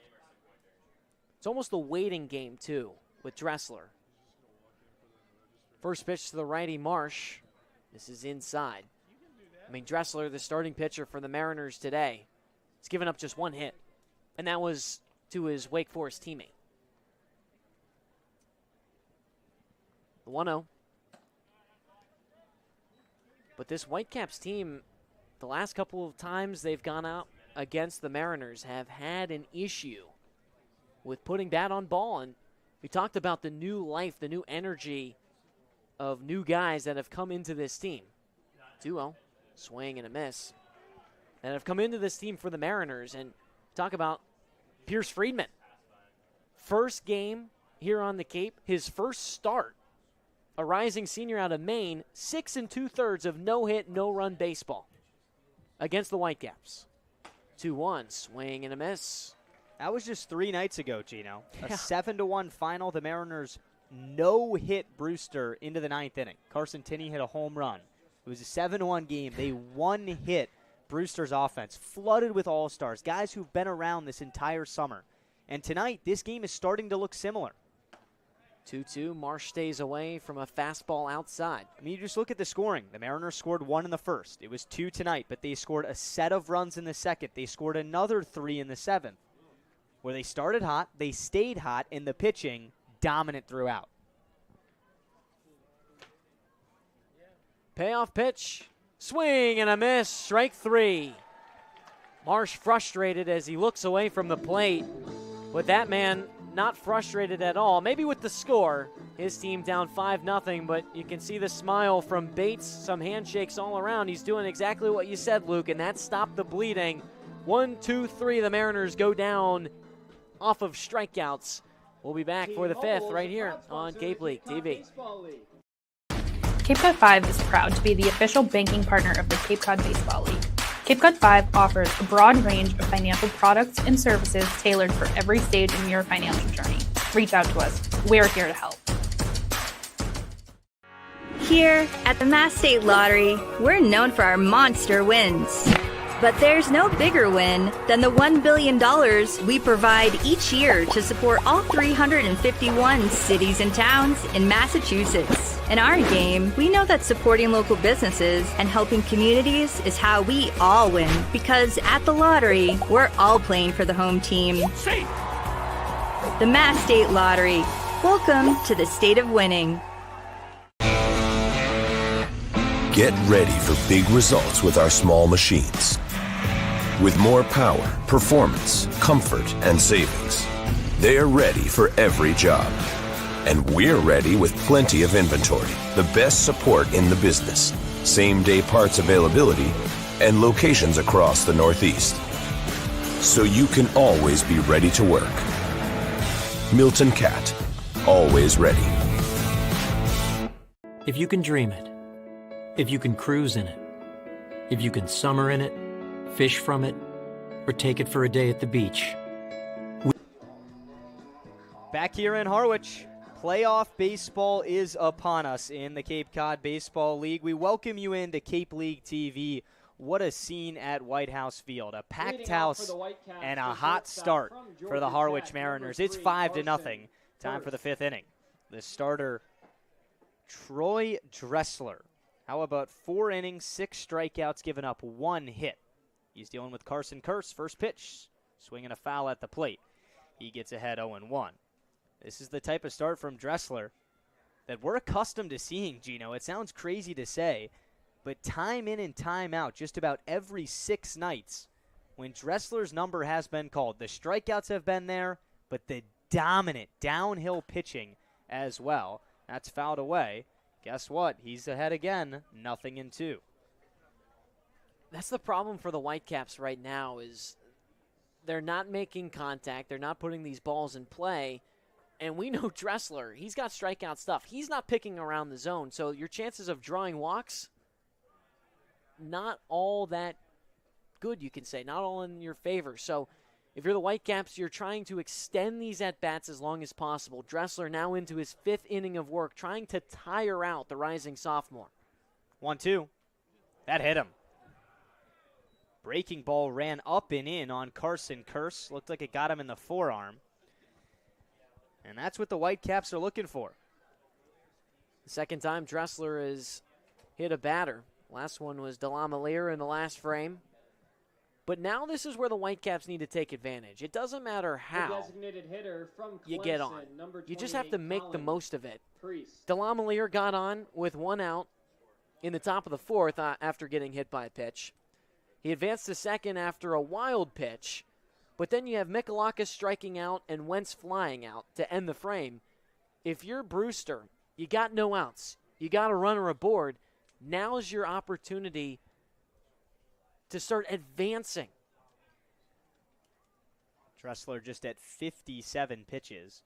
Now into the 5th inning. Leadoff runner is on in Curse. Here's Colin Priest, the left-handed hitting DH tonight. Dressler comes home. Swing and a pop-up foul. Dressler stays just so ready out there in certain situations, getting ahead. And we haven't had to see Troy navigate with runners on, especially runners in scoring position, and deal with traffic very often. Brewster trying to make it that way. Here's the 0-1. That's up and away with the fastball at 94. 1 ball and 1 strike. What's also important about Dressler's start today, Luke, is now if you can continue at this pace, maybe you don't call to Christian Rodriguez in this game. Maybe you save him. Or Thomas Shirtleff, right? Pause and the pitch. Swing and a miss. That was the cut fastball. Dressler ahead, 1 ball and 2 strikes to Priest. He grounded out to third in his first time up. This is now Dressler's 2nd time through the Brewster lineup. It's the 5th inning, and the Mariners lead 5-0. Dressler, the 1-2. Up high, a nice take. Evens the count at 2 balls and 2 strikes with Priest. Curse over at first base. Stolen 3 bags this summer, but that's in 5 tries. Brewster just trying to get a run across and prove to Harwich and this home crowd that, hey, we're here to play too. It hasn't looked that way so far because of Dressler. The 2-2. Too tall. The count runs full to Priest. Gino, we talked about this in the previous inning. For Dressler, the message, A, should be the same. Do exactly what he's done. He's been dominant, 1 hit, but especially limiting free passes, because that's what's going to give Brewster life. Payoff pitch. Popped up towards center. Brini turns around, and he camps under this one. 1 out. Dressler executes on a 3-2 pitch down the middle. Priest pops it up, and there's 1 out in the 5th. You talked about the free bags, and that's what, Dressler's strikeout numbers are there. He's up to 6 already, but, his ability to get out of counts that he is behind in and just pitching to contact, getting those easy flyouts, that's been one of the most impressive things about his start today. Here's Colton Coates, switch hitting infielder, first offering. Fastball down the middle, called strike 1. For the Mariners tonight, it was a pair of runs in the bottom of the 1st, then they added on 3 more in the bottom of inning number 3. Dressler and the defense in full control as of right now. 0-1. In the dirt, Conti keeps it in front. It trickles down the first base line. Curse does not go. 1 ball and 1 strike to the 8th hitter in the Brewster lineup tonight.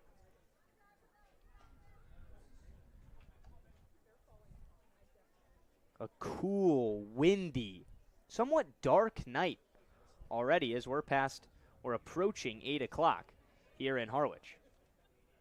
1 on with 1 out. 1-1. Ground ball right side into right field for a base hit. Curse thinks about 3. He puts on the brakes. Garrity retrieves, hits Marsh at second base. A one-out base hit from Colton Coates, and the Whitecaps are trying to get something going in the top of the 5th. It's a good sign if you're the Whitecaps because you have your 8-hole hitter Coates splitting the gap between DiCarlo and Harris. You got 2 runners on with an out, but it's a positive thing to have the bottom part of your order starting to connect. Now you need the big bats to wake up. Magpok, Lawson, Wentz. These are the guys that Brewster really needs to step up. Jacob Jarrell stares at a fastball low and away, 1-0. Runner at first is Coates. Carson Kearse at second. He led off this inning and was hit by a pitch. The first time that Dressler's had to deal with 2 or more men on base so far tonight. The 1-0. Downstairs with the fastball, 2-0. Hunter Dilworth, the Mariners pitching coach, comes out from the dugout, and he's going to have a word with Dressler. Gino, we talked to Hunter Dilworth pregame tonight, and the first thing I asked him, and we asked all managers, Shevchek, Steve Engler, was do you manage, or in Dilly's case, coach differently in the postseason? And he straight up said, heck yeah, I do. And I said, what do you mean by that? Is the hook shorter on a starter? If you see something going wrong, does that mean you're going to go get him a little bit earlier? And in a blink of an eye, he said, heck yeah. So this conversation looks to be brief and now over with, but what could you infer they're talking about right now? Just making sure Dressler understands the situation. Now you got, like you said, it's the first time today that you've got 2 runners aboard. So knowing the situation, making sure the infield's on the same page, a double play ball is in effect, so knowing where to go with it if it's hit in a certain direction. But it's funny you talk about Hunter Dilworth and what he said that he's coaching differently for the postseason, because when you talk to the players and you say, are you treating this differently? Are you approaching this game differently? They might be lying, but they said, no, we're actually treating this like it's just another game because you don't want to get too fed up. 2-0 is high and tight. Now 3 consecutive fastballs outside the strike zone to the 9-hole hitter Jacob Jarrell. Brewster trying to get something going. The 3-0, fastball down the middle. That lands.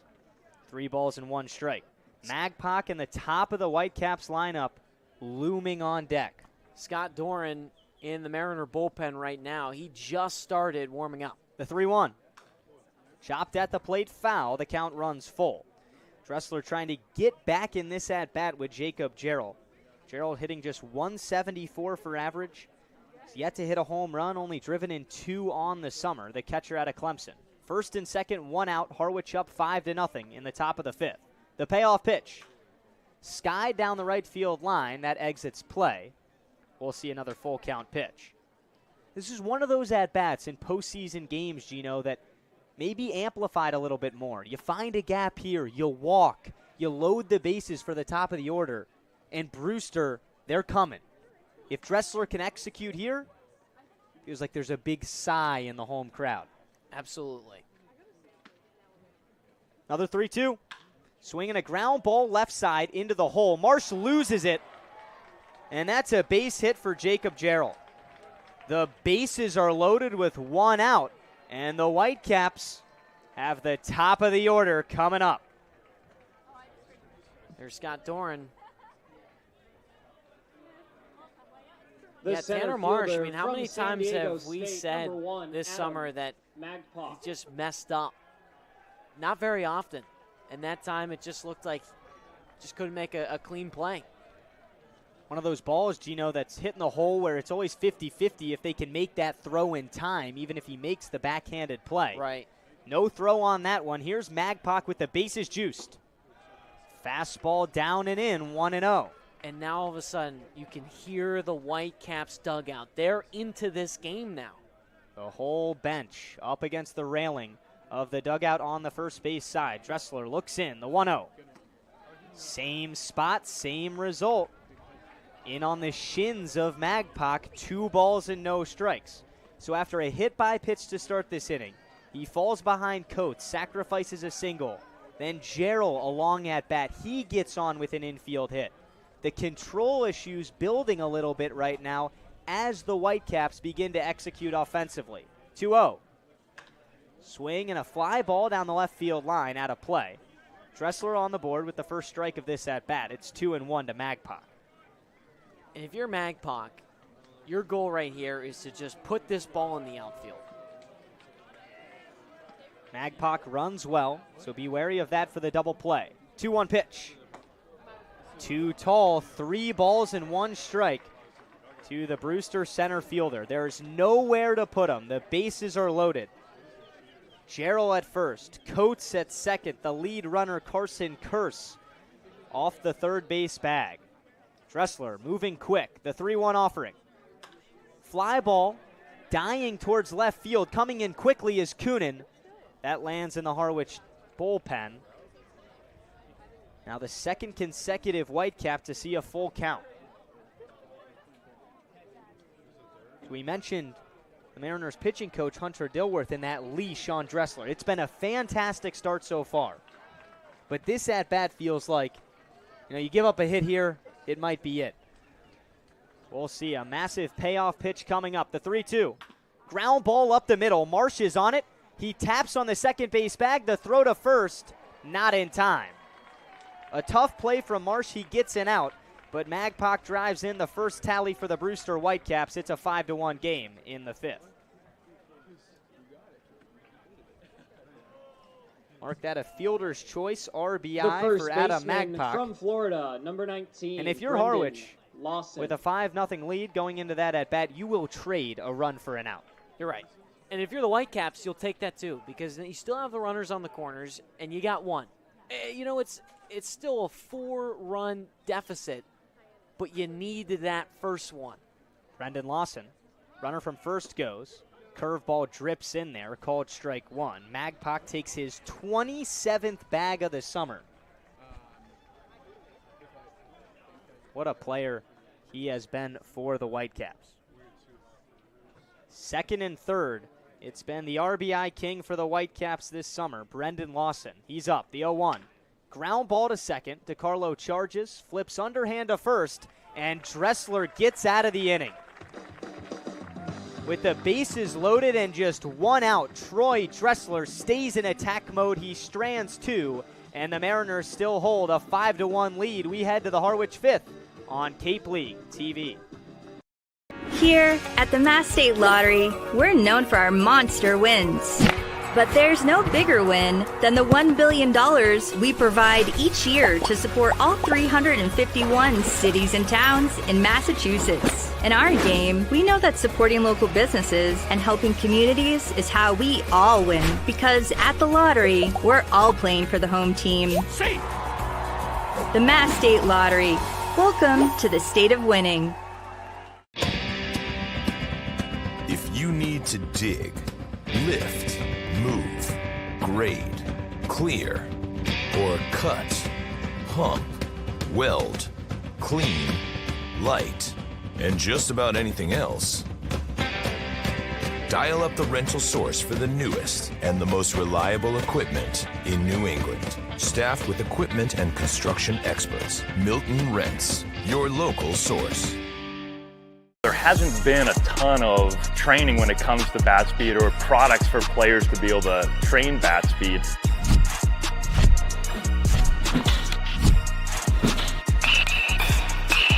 You can improve your bat speed and reach your goals working 10 to 15 minutes a day on this a couple of times a week. That's a no-brainer for every player. Here. The Whitecaps are on the board in the Cape League playoffs. It's 5-1 Mariners, but Brewster scratches one across in the top half of the 5th. We welcome you into White House Field on Cape League TV. Alongside Gino Antamarino, I'm Luke Brenneman. To wrap up the regular season, Gino, the Mariners go into Chatham and Veterans Field, and they strand 14 runners on base. They lose to the only team in the East to not make the postseason 3-2 in extra innings. For Brewster, they win their season finale at home against the number 1 overall seed in the playoffs, Orleans. They walk them off 5-4 in 10 innings, but Harwich has come into tonight and taken over all the momentum. Yeah, and while that's important, I think it's also vital to know that, both these teams, they're coming in freshly. It doesn't matter what your record was. It doesn't matter what seed you are. That's the beauty of the postseason. Everything resets. So for the Mariners, yes, you can look at that as sort of a poor way to end the season. But at the same time, you had opportunities to win the game. If they won, the Mariners would have been the number 1 seed playing YD. But at the same time, you just got to play the cards you're dealt. And so right now the Mariners, they're coming into this one. They're ready to go. And the Whitecaps trying to get back on track. Bates still on the rubber. The 1-1 to Garrity. Way outside. Lost grip of that changeup. 2 balls and 1 strike. But I feel like that's been the Whitecaps for the majority of the summer. When they are hot, they are stringing together runs. They are stringing together wins. I mean, you talk about this was a Whitecaps team that won their first 6 games of the summer. They were the only team. 2-1, wave and a miss. The count's even at 2 balls and 2 strikes. But they've also had games like the last time these two teams faced off, where they could only get 1 hit, and it was a home run from Carson Tinney who pinched it. So it's back and forth for the Whitecaps. They're trying to find more of a consistent ground every game. 2-2. Right on the outside corner with the fastball. Bates has come into this game and now fanned 4 consecutive Mariners. 1 out in the 5th. The catcher from Wake Forest, number 8. You're Jamie Shevchuk. Bates is doing exactly what you wanted him to do. And that was come in, stop the bleeding, and give some life back into this Whitecaps team. And he has done that. The offense gets on the board in the top half of this inning. Here's Matt Conti, 1 out, nobody on. First offering. Swinging a foul down the first base line. Bates able to get ahead of the Harwich cleanup hitter. Conti got things started in this game. The opening RBI, it was a double the other direction down the right field line. That scored Garrity. Conti digs in for a left-on-right matchup with Bates.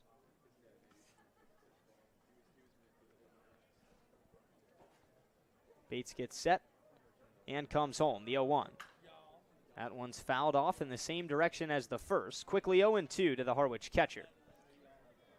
And, Gino, I love that point that you brought up where it's a new season. Throw the record out the door. Throw the seeds out the door. The only thing that's good for is the home field advantage, and sure, that's meant a lot. You can see it tonight. The home crowd has been right there with Harwich. But that's the way you got to look at it. The 2-strike pitch. Outside, 1 ball and 2 strikes to Conti. But even you look at the matchups, right? I mean, the Mariners have taken 3 games of the 5-game meetings between these two teams. Even then, throw it out the window because as we've seen on the Cape, guys come in and out. This is not the same roster for both these teams today as it was a few weeks ago. Something to note about the matchup between the East and the West is Brewster. They've had a heck of a season.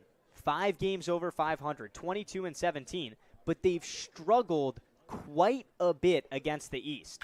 2-2 to Conti is roped down the line. A diving play from Michalakis. He gets up. A beauty. Miles Michalakis robs Conti of a base hit. 2 outs in the 5th. I thought that one was going to get through. Props to Michalakis. Just lunging out. That was just beautiful. Beautiful timing, knowing when to lay out, when to stick the glove out. I mean, that's timing, that's reactionary. And then standing up and getting the throw across the diamond. A nice pick from the first baseman Lawson as well. So now 2 outs in the Harwich 5th. They're up 5-1. Here's Jake Kunin coming off a 2 RBI double his last time up. First pitch, up and away. Kunin ahead. So the point I was going to bring up is against the East, Brewster is 7-12-1. They've just won 7 of 20 ball games.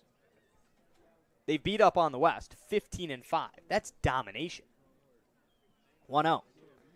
Swing and a miss. The count's even at 1-1. But what that tells me, Gino, is sure, you can be the 3 seed. You can make the playoffs. They went on a 6-game winning streak at one point this summer. That's good for second longest in the entire league. But to play the West in the title game or title series, you got to beat the East. You're right. And that's something that they have not done this summer. 1-1 to Kunin. Swing and a foul.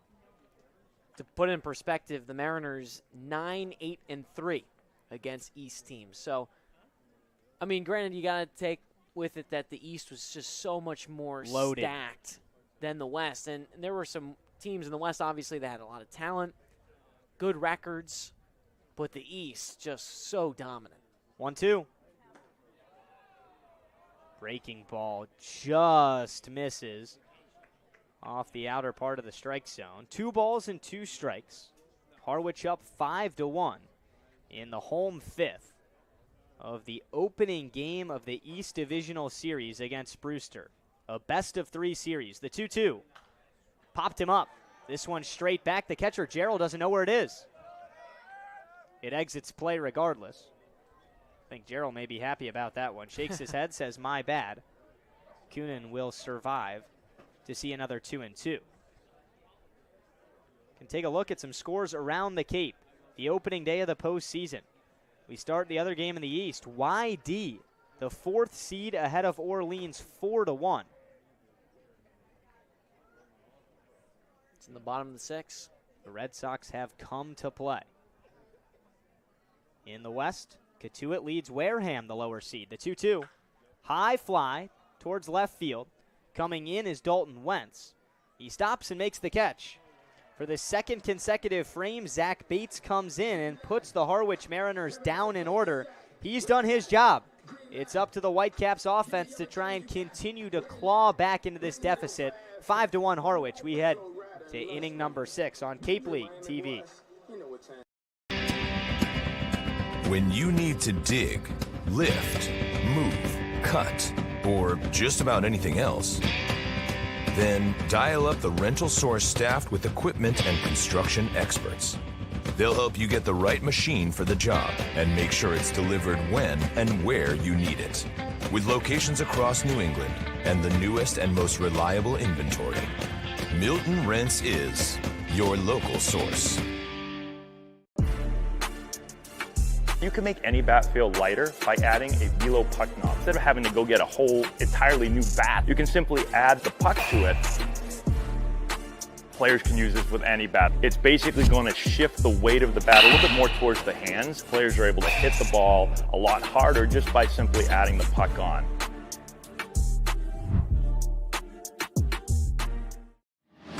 Cape Cod 5 is proud to be the official banking partner of the Cape Cod Baseball League. Cape Cod 5 offers a broad range of financial products and services tailored for every stage in your financial journey. Reach out to us. We're here to help.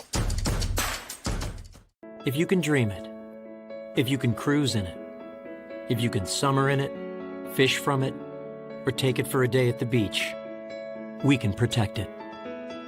The Baldwin Group. Protecting the possible.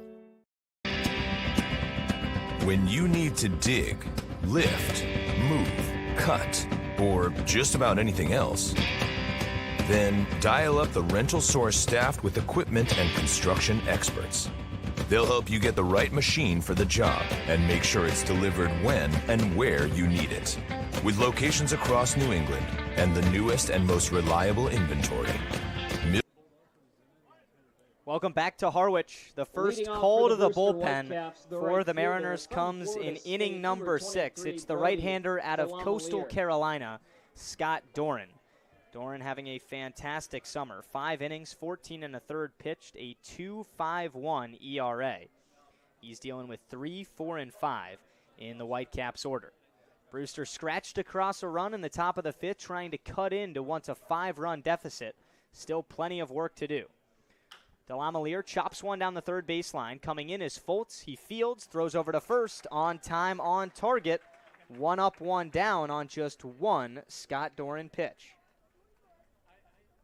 Last time Doran came out of the bullpen, his last appearance was against the YD Red Sox on July 31st. A 6-4 loss for the Mariners, but Doran looked pretty good. Went 5 innings as a reliever. 4 hits, just 1 earned run given up, 1 walk, 1 strikeout. in his 14 and a third coming into tonight. 11 strikeouts, 8 free passes. Mikalakis digs in. First pitch, fastball low and away, 1-0. Maddox Mikalakis had a sparkling play defensively at third base in the last half inning. He robbed the Mariners catcher, Matt Conti, of a base hit. 1-0.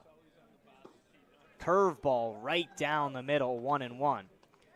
We talked to Mariner pitching coach Hunter Dilworth, and he said Scott Doran quietly has the best curveball in the Cape Cod Baseball League. 1-1.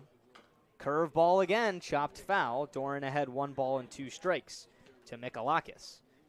Miles tonight struck out in the second, struck out in the fourth, knocking on the door of another one here in the top of the sixth.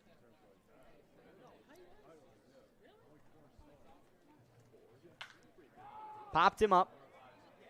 Shallow right field. Garrity comes in, calls off the second baseman DeCarlo, and he flies out to right field. Doran comes into this game, and just like that, 2 outs and nobody on in the top of the sixth. From Wake Forest, number 15, Dalton Wentz. And if you're the Mariners, you like how quick it's going to get these outs. Brings up Dalton Wentz. This is the toughest part of the lineup to deal with. Delamalier, Maddox Mikalakis. Here's Dalton Wentz. A right-on-left matchup. Doran looks in, comes home. Curveball nails the inner part of the zone. So with Dressler to start, his line finishes at 5 innings, 3 hits, 1 run baseball, did not walk a batter, and struck out 6. It was straight gas, 95 atop the zone, the 0-1. That's 93 right there at the top portion of the strike zone, 0-2. But the put-away pitch for Doran is that 79-mile-an-hour curveball. And it's a looping, diving curveball. See if he goes to it here. The pause and the 2-strike pitch. There it is, strike 3. Good morning, good afternoon, and good night. Scott Doran strikes out Wentz and puts the Whitecaps down in order. Harwich 5, Brewster 1. We head to the home half of inning number 6 on Cape League TV. Cape Cod 5 is proud to be the official banking partner of the Cape Cod Baseball League. Cape Cod 5 offers a broad range of financial products and services tailored for every stage in your financial journey. Reach out to us. We're here to help.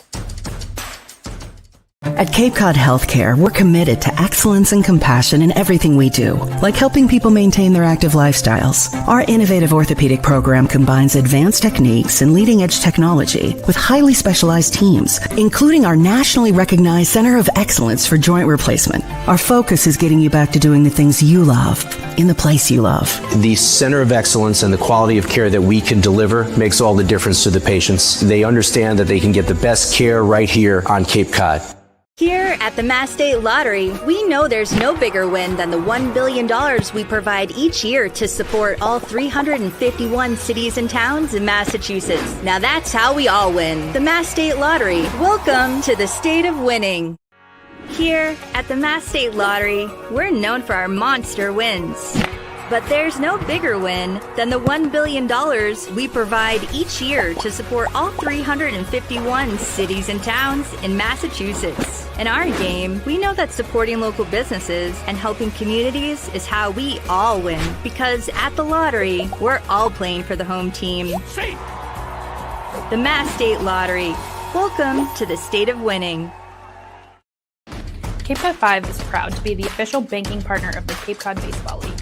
Cape Cod 5 offers a broad range of financial products and services tailored for every stage in your financial journey. Reach out to us. We're here to help.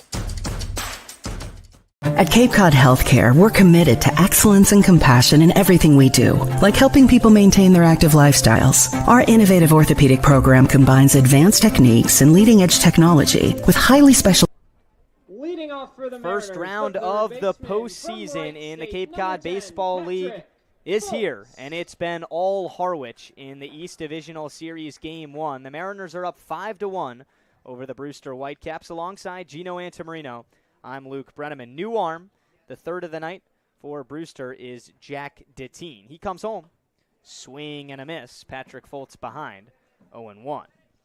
It's 6, 7, and 8 due up for Harwich. That's Foltz, Wolf, and Harris. Trying to tack on a few more and just run away with this first game of the 3-game set. The 0-1. Ground ball to first.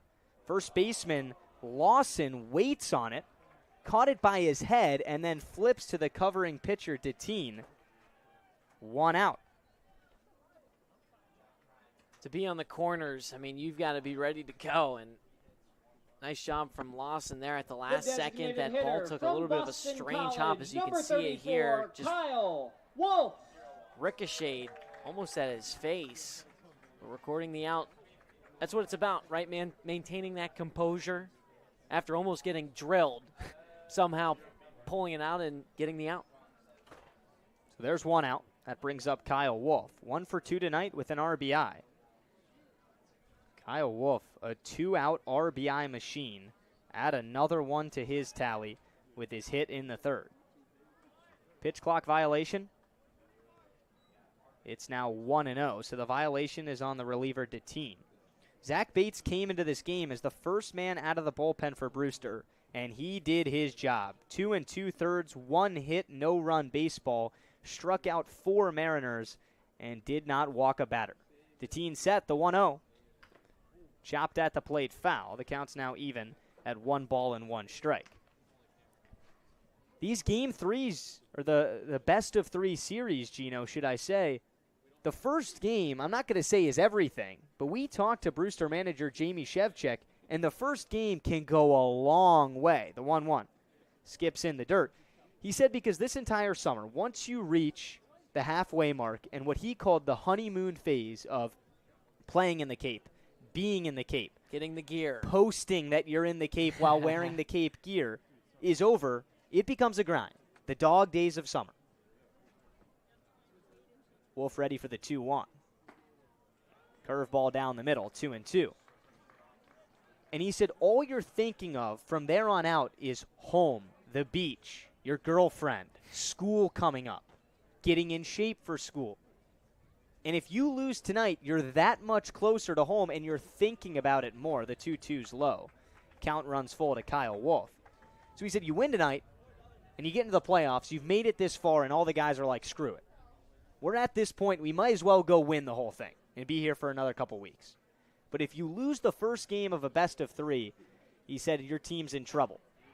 Wave and a miss, strike 3. Wolf down on a swinging strikeout, the first so far for Deteen tonight. The first 2 outs in the 6th. Duke, that's what's so 30, important about the guys that fight it out. And we talk to not just Shevchik, but every other manager on the Cape. And they said you have to love the grind. You have to get through the grind because it's not getting easier. When he said this, 9 out of 10 players want to get drafted. But the goal shouldn't be to get drafted. Your goal should be making it to the majors and staying in the majors. 1-0, jam shot foul, 1-1 to Harris. So what that means is loving every second of the journey, the bus rides at high A, double A, triple A, the meals, the long summers. 1-1, foul tip into the mitt of Gerald. Where you're not getting that many fans in attendance. That's what brings the joy when you finally make it, because you know what it took to get there. 2-strike pitch. Too tall, 2-2. 2 outs, nobody on. Harwich up 5-1. That's a good point, Gino. And I mean, a lot of these managers have walked the walk, but I'm sure it's a lot easier said than done. Absolutely. Deteen set, trying to put Harwich down in order. 2-2. Fly ball left center field. Coming over is Dalton Wentz. He calls off Magpach for the 3rd consecutive inning. 9 straight Mariners have been put down. Another 1-2-3. Brewster. It's just a matter of getting the offense moving. We'll be back for the 7th inning on Cape League TV. Harwich 5, Brewster 1.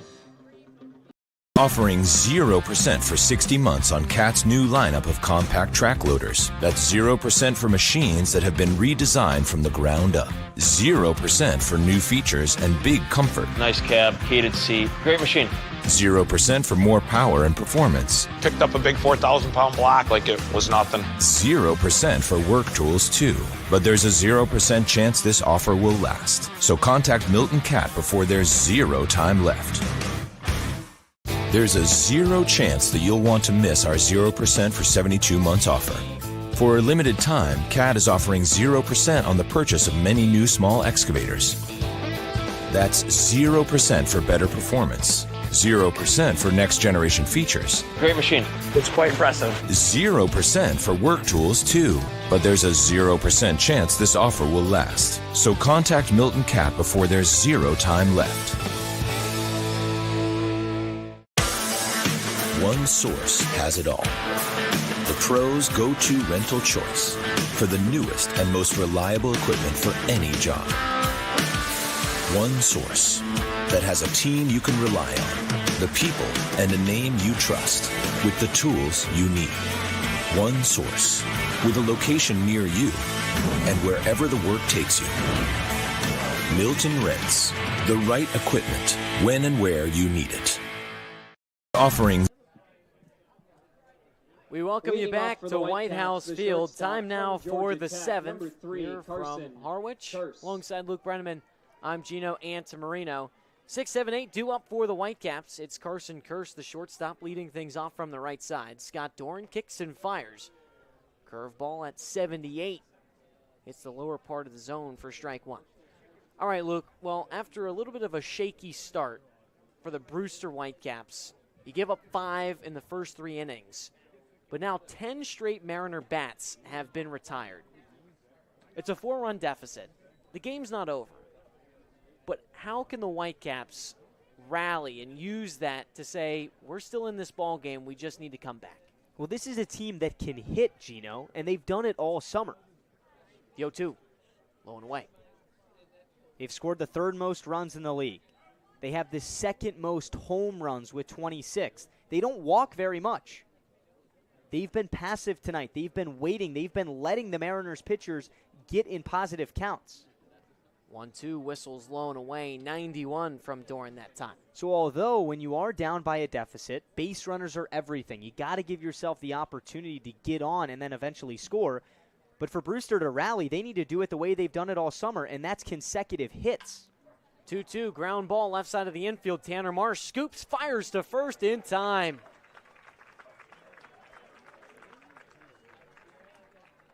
Well, getting runners aboard is going to be tough to come by with this Mariner defense. Brewster with just 3 hits so far today. And it's because of plays like that on this infield for Harwich. Always gives problems for the opponent's bats. Here's Colin Priest from the left side as the infield shifts to the right. First pitch and dirt for 1 ball, no strikes. For Harwich, I think that you're starting to see the strategy here. After you get the gem of a start from Dressler, they go to Doran, who's proven to be able to go deep in relief. The 1-0. Curveball misses low. And with no action in the Mariners' bullpen, Doran already coming off a 1-2-3 inning, quickly 1 out into his 2nd inning of action. I have a feeling that they might ride out Doran until the 9th inning before bringing in one of those 2 guys. Thomas Shirtleff, Christian Rodriguez as the 2-0 pop straight back and out of play. I mean, how fitting is that those are the guys hanging out? They're not getting loose. They're in the warm-up area around, the pitcher's mound or whatever that is, the rubber over there in the bullpen. But that's the 1-2 punch of the Mariners bullpen. Shirtleff on the right, the closer Rodriguez on the left. The 2-1. Called a strike with the fastball, 2 balls, 2 strikes. And then to break down the rest of the bullpen, you got the lefty Adam Arthur. Tyler Muscar has probably been a guy right around Scott Doran range where you're comfortable using them in high-leverage playoff ball games. The 2-2. This is outside. But this is a good sign for the Mariners because you talk about Shirtleff and Rodriguez. You only want to call to them if you need them to. And if you can preserve them as long as possible, say an elimination game, it's the best way to do it. Payoff. Curveball just drifts out of the zone for ball 4. That is the first walk issued today by a Mariner arm. The second baseman from and Louisiana. So with one gone in the top of the 7th, Priest takes his spot on first with Colton Coates up to bat. And back to the point that I mentioned to start this inning, this Brewster team can hit. Yeah. They don't wait for you to hit them. They don't wait to walk. So you got to keep this where it's at. Because one bad inning, a couple free passes, you pair that with maybe an extra base hit, then a liner down the line. I mean, before you can blink, this team, and especially the top of their order, can get them right back into any ball game. The 1-0. Popped him up towards the first base side. Sam Harris makes a nice catch as he leaned back. 2 gone.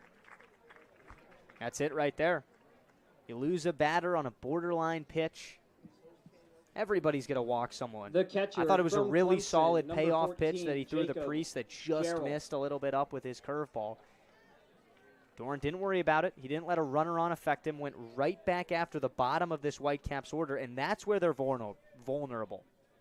Priest, Coates, Gerald. None of which hitting over 250 for average. Got to attack these guys so you don't have to deal with the top guys with runners on. First pitch to the righty, Gerald. Curveball in there for strike 1. You talk about the bottom part of the order being problematic for the Whitecaps, but that's where Brewster's gotten 2 of their 3 hits so far today. Coates and Gerald, and 8 and 9 hole hitters. Waiting for that top part to really wake up. 0-2 the count to Jacob Gerald. With Priest on first, Doran trying to get out of this frame. The 0-2.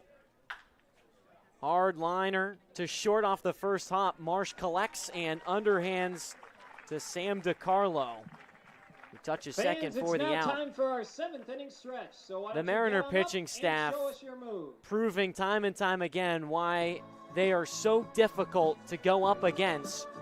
Brewster with just 3 hits through 7 times. Their offense has had an opportunity to generate some offense. We head to the home half right here on Cape League TV.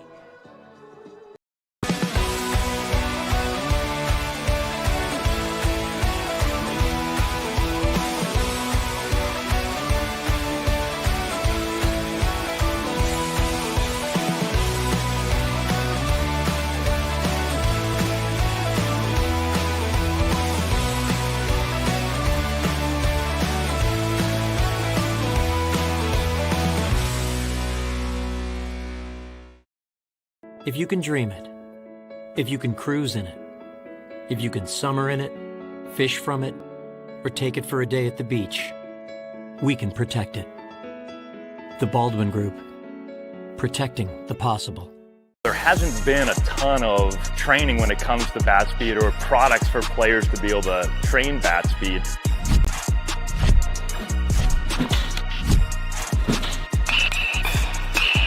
You can improve your bat speed and reach your goals working 10 to 15 minutes a day on this a couple of times a week. That's a no-brainer for every player.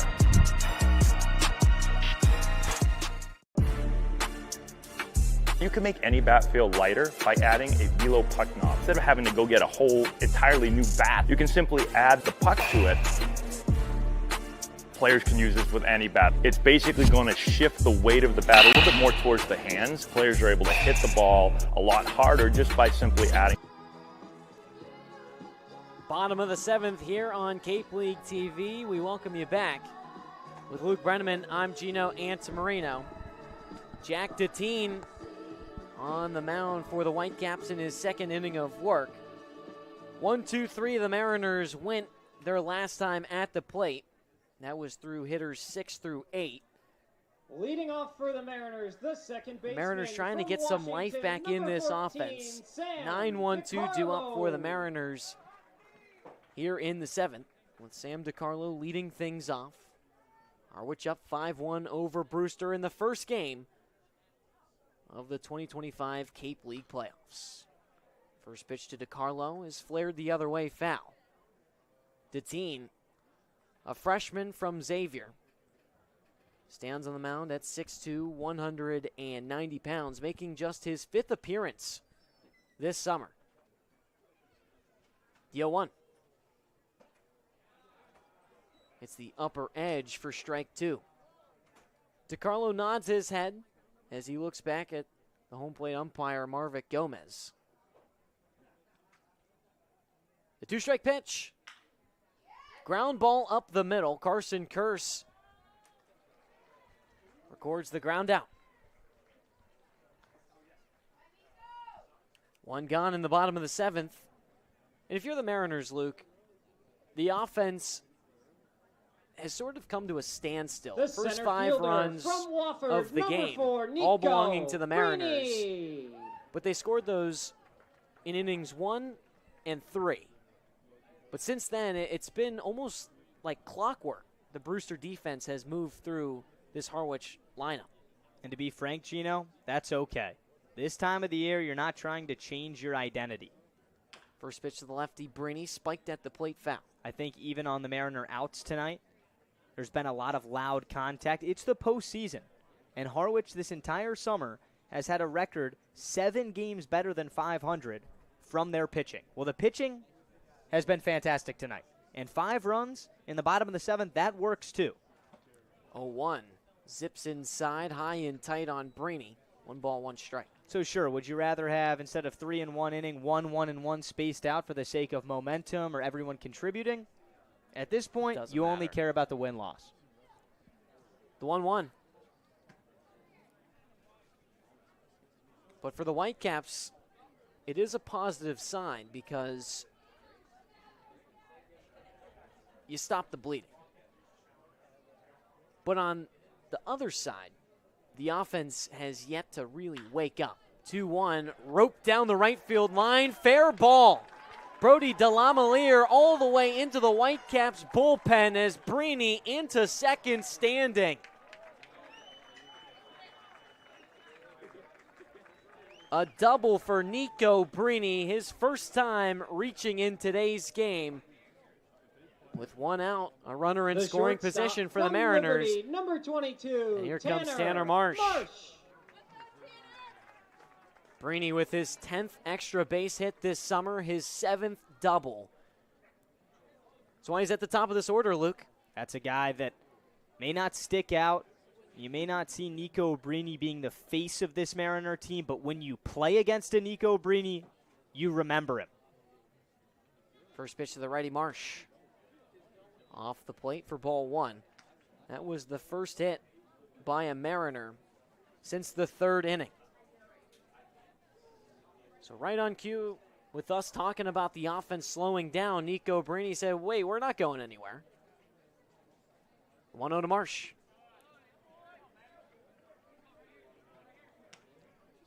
Marsh so far today, 1 for 3. Singled in the 3rd. Stole 2nd. Eventually scored.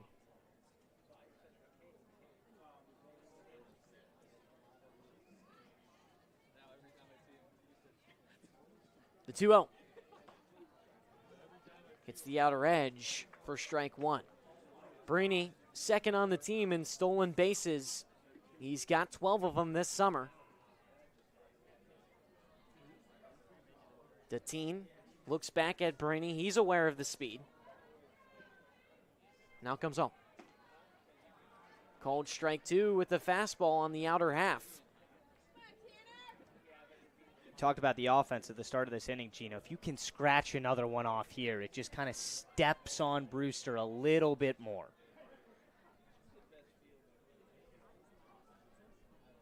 The 2-2. Swing and a miss, strike 3. The 2nd time today, Marsh has gone down off the strikeout. It's the 2nd punch out for Deteen the today. Right fielder from Northeastern, 2 gone in the bottom 3, of the 7th. Ryan Garrity. With 2 outs, Brini on 2nd.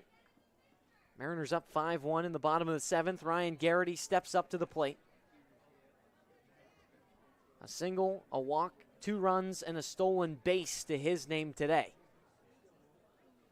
First offering. This is inside. Garrity Arising Jr. from Northeastern.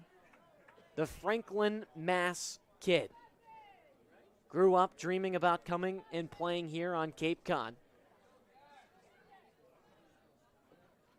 1-0. Popped out into center. Adam Magpok retreats and makes the catch for the 3rd out. Well, the Mariners get their first hit since the 3rd inning. A Nico Brini double. He's stranded on second.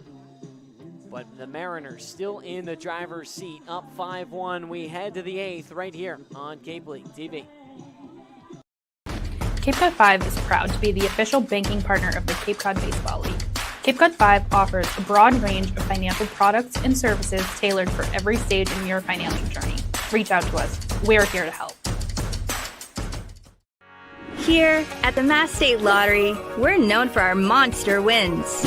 But there's no bigger win than the $1 billion we provide each year to support all 351 cities and towns in Massachusetts. In our game, we know that supporting local businesses and helping communities is how we all win. Because at the lottery, we're all playing for the home team. The Mass State Lottery.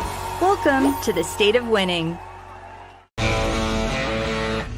Get ready for big results with our small machines. With more power, performance, comfort, and savings, they're ready for every job. And we're ready with plenty of inventory, the best support in the business, same-day parts availability, and locations across the Northeast. So you can always be ready to work. Milton Cat, always ready. If you can dream it, if you can cruise in it, if you can summer in it, fish from it, or take it for a day at the beach, we can protect it. The Baldwin Group, protecting the possible. Cape Cod 5 is proud to be the official banking. The Whitecaps running out of time in this one to come back in this ball game. We head to the 8th here on Cape League TV at White House Field in Harwich with Luke Brenneman. I'm Gino Antamarino. And now's the perfect time for Brewster to get back in this game. It's the top of the order due up with Adam Magpok leading things off from the left side. Scott Dorn on the mound. Righty on lefty. First pitch. Spiked foul. We talked about it, Luke, time and time again so far this game. This top part of the order for the Whitecaps, they need to wake up. No hits.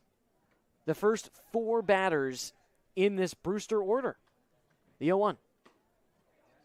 Misses outside. But to also add to it, the last time these two teams faced off a few days ago, Adam Magpok, 0 for 4 with 2 strikeouts. Dalton Wentz, 0 for 3 with 2 strikeouts. These are the guys that really need to start lighting a spark. And it's tough. The Mariners pitchers are executing. They deserve a lot of credit. But I'm right there with you. If you're Jamie Shevchuk in that dugout in between the flip into inning number 8, you're saying we got to go right now. This is the time to go. 1, 2, and 3 due up. Set the table for the rest of the guys to start scoring some runs. 2-strike pitch. Push the other way into left, and over the head of Jake Coonan, it's going to roll back towards the wall. Magpok takes off for second. He's on his way to third. Here comes the throw. Magpok slides. He's safe. Pat Foltz looking a little bewildered. He thought he got that tag down in time.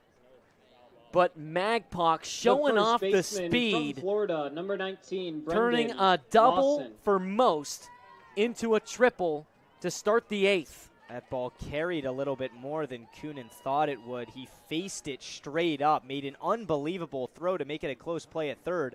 But Coonan came in on his first step. That first initial read and jump on a baseball is everything for an outfielder. He went the wrong way, and it went over his head. First pitch to Lawson. Curveball for strike 1. Magpok with his first triple of the summer. his 7th extra base hit.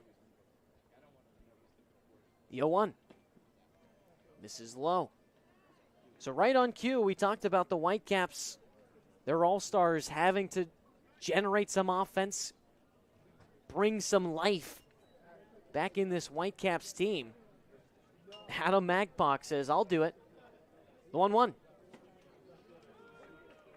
Strike 2 with the curveball in the outer lower corner. Not a team that is afraid to come from behind. They did it against the best team on the Cape for record just on Sunday night against Orleans. Walked them off in the 10th inning. They were down going into the 9th inning of that contest. The 1-2. Just getting a piece of it was Lawson. And they're in a hole right now, Gino, where with this part of the order up, sure, a leadoff triple is spectacular for Magpok. But you're not in a position for Lawson to just, ground one to the second baseman and score a run. You got to start stringing together base hits and base runners. You're right. That's what it's going to take. Down by 4. The 1-2 from Dorn. Misses low. 2 balls, 2 strikes with the fastball. That's something that Doran and this defense knows. Granted, the defense is not playing in with a runner at third and nobody out. No need. You'll trade the run for an out. Doran, continue to attack, execute, throw the same stuff, find the strike zone, and make Brewster get to you rather than free passes. The 2-2. Ground ball the other way, foul. Lawson in a spot he is comfortable with. A runner in scoring position. He's got 13 RBIs this summer in 23 games. With this past year at school at Florida, 61 RBIs in 60 games played. Here's the 2-2.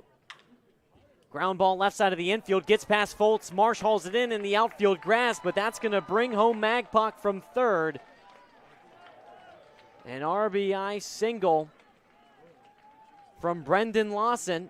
Add that to his tally. Brings home Magpok, right and the fielder deficit from now Florida to just State, 3. Number 23, Brody Delamalier. It's almost like you knew the Whitecaps wouldn't go down easy, Gino. So now in a position like the postseason, Doran looks like he's been executing. Fly ball to start this inning that was a triple. Probably should have been caught. That's a weak ground ball and infield hit. First pitch to Brody Delamalier. But these are the situations and complexities of the postseason where you might want to go get someone moving up in that bullpen. Throw down to first, not in time. Not because Doran hasn't been great. He's gotten outs. He's generated weak contact. But just because if you leave him in for one more batter, the tying run's coming up with nobody out. 1-0. Misses low. And personally, from what we've seen from Scott Doran, he's earned to stay out there after only giving up back-to-back hits here to start the 8th. But what I'm saying is that leash that might be a whole nother inning worth, little bit tighter in the postseason. The 2-0. Curveball on the inner edge for strike 1. But you're right. Every team now in the postseason, it would be even more of a different story if this were the playoffs last year and just a single game elimination in the first round. 2-1. Curveball in there for strike 2. But if you're Brewster and come out on the losing end tonight, sure, you get to go play at home tomorrow afternoon. But you're automatically, at best, having to come back here for a Game 3 at White House Field. 2-2. Chopper up the middle. Tanner Marsh hauls it in, touches second, throws to first. Double play.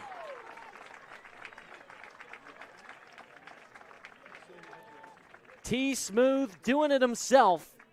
2 gone in the top of the 8th, and that is a big-time play the third baseman from Tanner Arizona, Marsh. That's 7, a dagger Ners. right there to Brewster. The second they start and think they may have something going, one pitch turns into 2 outs and nobody on. A rally killer. Well done, Doran, and execution from the Mariners shortstop. Maddox Mikalakis, first pitch, drills this one into center. Nico Brini on the run back makes the catch. We talked about the Whitecaps top of the order. Got to get something going. An RBI single from Brendan Lawson brought home Adam Magpok. after he recorded that leadoff triple. But this double play from Tanner Marsh is what you said, Luke, put a dagger in things for the Whitecaps. That double play followed by a Mikalakis flyout ends the frame with the Mariners still in the driver's seat, up by 3 as we head to the bottom of the 8th. We'll be back on Cape League TV. Here at the Mass State Lottery, we're known for our monster wins. But there's no bigger win than the $1 billion we provide each year to support all 351 cities and towns in Massachusetts. In our game, we know that supporting local businesses and helping communities is how we all win. Because at the lottery, we're all playing for the home team. The Mass State Lottery. Welcome to the state of winning.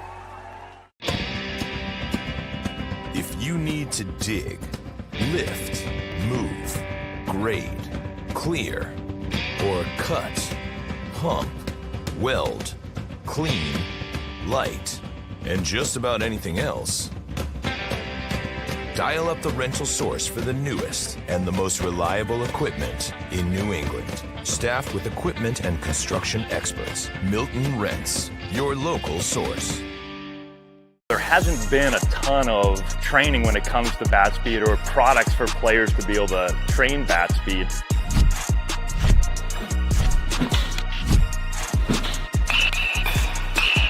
You can improve your bat speed and reach your goals working 10 to 15 minutes a day on this a couple of times a week. That's a no-brainer for every player. Here at the Mass State Lottery, we're known for our monster wins. But there's no bigger win than the $1 billion we provide each year to support all 351 cities and towns in Massachusetts. Leading off for the Mariners, the catcher from Wake Forest. Anytime the Whitecaps seem to be getting some mojo on offense, the Mariner defense is right there to snap it. Harwich trying to take back the run it gave up to begin this frame. Matt Conti leading things off. It's 4-5-6 due up for the Mariners. Here's the 1-0. Popped up down the right field line. First baseman Lawson over towards the bullpen. He can't make the catch. But you talk about the Mariners defense. To begin the 8th, Adam Magpok is the top of the order due up for Brewster. Magpok leads it off with a triple. Lawson drives him in with an RBI single. And then the Whitecaps follow that up by Delamelier inducing a double play and Mikalakis flying out to center. Double play was everything. 1-1 to Conti. Swing and a miss. I mean, even if it's a ground out that gets the runner over to second, then there's only one out. You're a runner in scoring position. You're a hit away from the tying run, getting an at-bat, scratching another one across, having your first multi-run inning in a ball game. 2-strike pitch. This one's grounded to short. Kerr scoops and throws out Conti. But that's been so special about the Mariners this summer. It seems like any time, the left fielder, as long as they have the lead, number 5, Jake Coonan. You can never count out their pitchers or their defense, regardless of who's on, what the count is, who's up to bat. They treat everything as if it's just, all right, let's just get the next out. And that's coaching. You got to give credit. Because all of these staffs and all of these managers have the talent in their bullpens, in their dugout. First pitch to Jake Coonan on the outer edge for strike 1. And it's as a staff, Steve Englert, Hunter Dilworth, the pitching coach, what can we do to get the most out of our guys? Well, they gave the ball to a rising sophomore in Troy Dressler tonight. The 0-1 smashed into left. Dalton Wentz towards the wall. Kiss it goodbye. Jake Coonan got all of that pitch and sent it into the woods. His 4th home run this summer, and the Mariners take that run right back. It's 6-2 Harwich here in the 8th. The X Factor, that's the guy that's going to make things go in the postseason for Harwich, Gino. We talked about it at the end of the regular season. His 3rd RBI tonight the Cape League postseason. Let me introduce you to Jake Kunin. It's another Mariner home run, and that's another $500 for the Harwich Fund, donated tonight by Shaw's Star Market, perfecting the art of fresh food throughout New England since 1860. Pat Fultz puts this one out into center. Another base hit for the Mariners in the bottom of the 8th. The designated hitter my, from Boston oh my, College, Jake number Kunin, he's that type of guy. I talked about it with Dressler, where in the postseason, you can have a good regular season. You can hit 3 home runs, but we haven't seen one of those in a long time. And it was the RBI double that brought in 2 in the 3rd, and then he plays long ball to extend the lead here in the 8th. Pat Fultz with his 2nd hit today. Kyle Wolf up to bat. First pitch.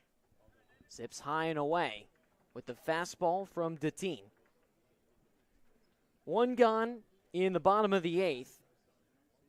Jake Kunin with his 4th home run this summer brings the lead back to 4. The 1-0 to Wolf. Chopped foul. Wolf with an RBI single. Back in the 3rd. He's 1 for 3 today. The DH for the Mariners batting in the 7th spot.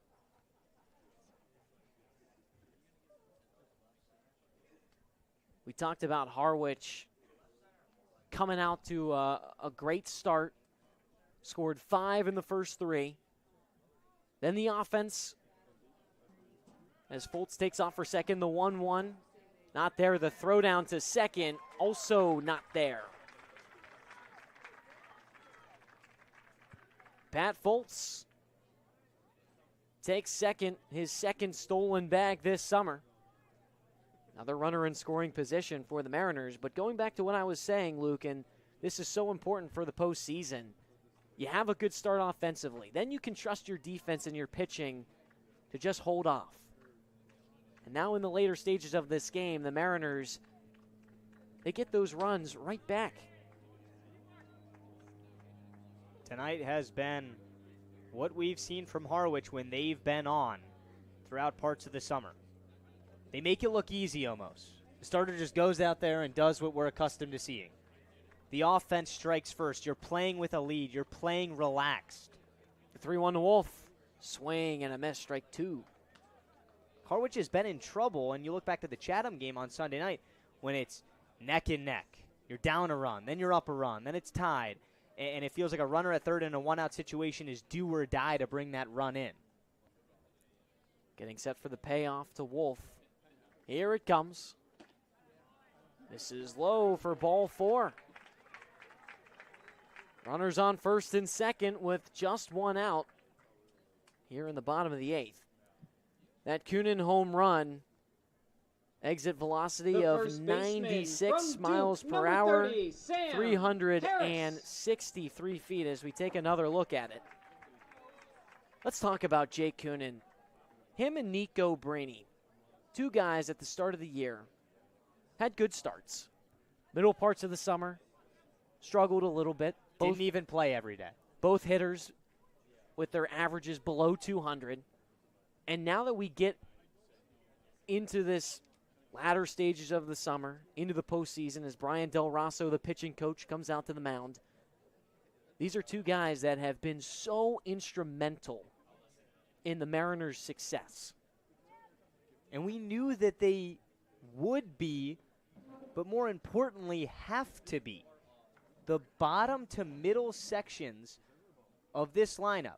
Is it finally time to call him Rake Kunin? Because that's the nickname. We know Steve Englert has his, but that's ours up here. Kunin, when he runs into one, he's scary, but these middle to bottom portions of the lineup, it's make or break. These are the parts that need to drive runners in because the top, the Breenys, the Marshes, the Contis, they've gotten on. They've set the table. And to bring them in, it's going to take the Kunins, the Fultz, the Kyle Wolfs. How does 5 runs batted in and 5 hits sound from the middle to bottom portions of your lineup if you're Steve Englert tonight? Sounds pretty good. First pitch to Sam Harris, pops him up foul into the bleachers. But Kunin, last 12 games, batting a .260. We talked about his average being below 200 right around the start of this, I should say around July, start of July, the 0-1. Hard hit liner. It finds the gap and left center for Sam Harris. That's going to bring around Fultz from third. The throw goes away. Wolf into third. Harris into second. And the Mariners tack on another. It's 7-2 Harwich in the 8th. Now you get Sam Harris going, and this team might just be world beaters, Tino. I mean, that ball was driven the other direction. Keep them coming. Run away with this here in the bottom of the 8th. And take a game 1, which the Mariners are set up real nice now.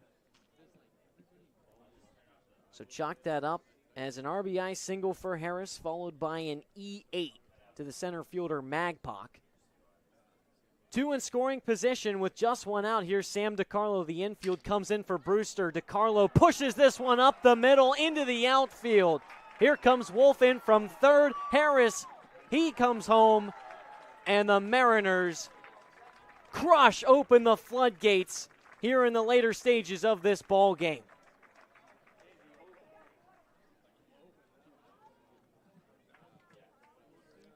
This is what Steve Englert's looking for right here. This production from the bottom of the order. Starting to look like a team that could be really special in the postseason. 9 runs. Dominant tonight. The last time they saw Brewster, dominant. Putting themselves in the driver's seat of this series, not only throughout the course of this game after the hot start, but going into tomorrow, burying Brewster tonight. Still baseball to be played tonight. Still a 9th inning. We know anything can happen. But now Brewster's in a situation pulling their pitchers, maybe bringing in some arms that may not have expected to be used in the playoffs, while Harwich has only used 2 pitchers tonight. Everything clicking for the Mariners. Jamie Shevchak calls out to Chris Neer in the bullpen. That's going to be Jack Dateen's day. The Mariners with an emphatic start to the 2025 playoffs. This is the 2 and 3 seed, folks. 9-2 Mariners up over the Whitecaps in the 8th. We'll give some time to Neer as he warms up on the mound. We'll take a step aside. We'll be back on Cape League TV. When you need to dig, lift, move, cut, or just about anything else, then dial up the rental source staffed with equipment and construction experts. They'll help you get the right machine for the job and make sure it's delivered when and where you need it. With locations across New England and the newest and most reliable inventory, Milton Rents is your local source. You can make any bat feel lighter by adding a velo puck knob. Instead of having to go get a whole entirely new bat, you can simply add the puck to it. Players can use this with any bat. It's basically going to shift the weight of the bat a little bit more towards the hands. Players are able to hit the ball a lot harder just by simply adding the puck on.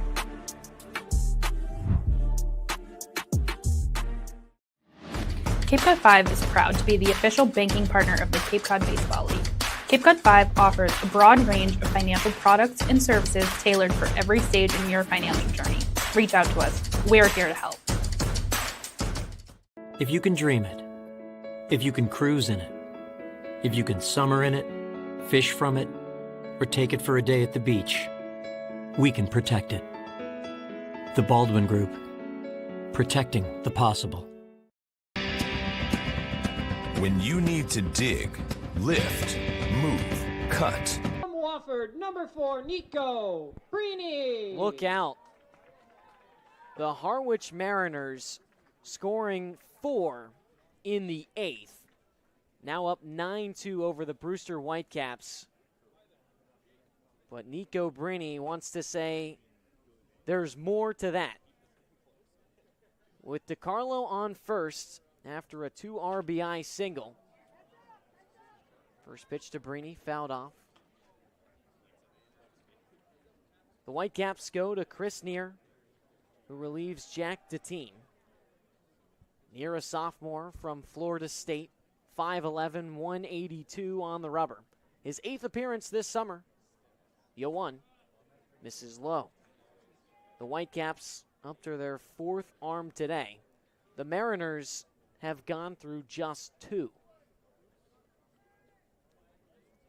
Talk about a 3-game series, Luke, and how important that is for the longevity, because you don't want to throw everything in the kitchen sink at an opponent because you still got at least another game, maybe 2. If you're burning some of your top arms in the first game and it doesn't pay out, that's not a great sign. 2-1 in there for strike 2. I mean, everything has gone the Mariners' way tonight. You get the good start. You pounce on him early. You've only used 2 arms, and Doran may not, I mean, he's rock solid, having a heck of a summer, but he may not be. 2-2, a hard hit ground ball down the first baseline, fair. DiCarlo into third, Brini into second, and the Mariner offense continues to roll. Brini rolling, that's back-to-back doubles for him. And what I'm saying about the bullpen is, sure, Doran's been great, but you got Shurtleff in there. You got C-Rod in there, who may not be coming into this game anymore with a potentially 7+ run lead. And Brewster down into their final 3 outs. He was warming up minutes ago. Still standing, not in the hoodie and sweatpants anymore. But nonetheless, this is a heck of a game 1. You got to finish it out, but it's just 1 game. You're right. Absolutely. Tanner Marsh from the right side. Runners on second and third. First pitch, skips in the dirt, gets away from Jarrell. But DiCarlo staying put at third. But games like this, they get into the opponent's head. On Saturday night, Brewster was here. No hit into the 9th inning. 7-1 Mariners. Never a doubt. Now 9-2 in the 8th with 2 in scoring position. Sure, you get to go home tomorrow, an afternoon game at Stony Brook Field. The 1-0. This is inside. But Jamie Shevchuk and his coaching staff is going to have to find something to get his guys going, because they have had no success against the Mariners. Just 1 win in 5 tries in the regular season as well. The 2-0. Popped up foul, out of play. And there is that looming cloud that he mentioned to us pregame. You lose the first game of a best-of-3 in the postseason, and you can't help but think you're 1 day away from going home for the summer. You're right. And once you think that way, you've lost it. 2-1. Smack to short. Curses on it. Throws to first. There's 2 gone, and that brings home DiCarlo. But look out. Marsh is hobbling. This is not good. Kyle Sylvester, the first base coach, comes over. So Marsh trots back to the dugout. Boy, you'd hate to see that. The right fielder from Northeastern, in a blowout number 3, game, Ryan Garrity. First game of the playoffs. You cannot afford to lose anybody, but especially one of your top guys. Shortstop.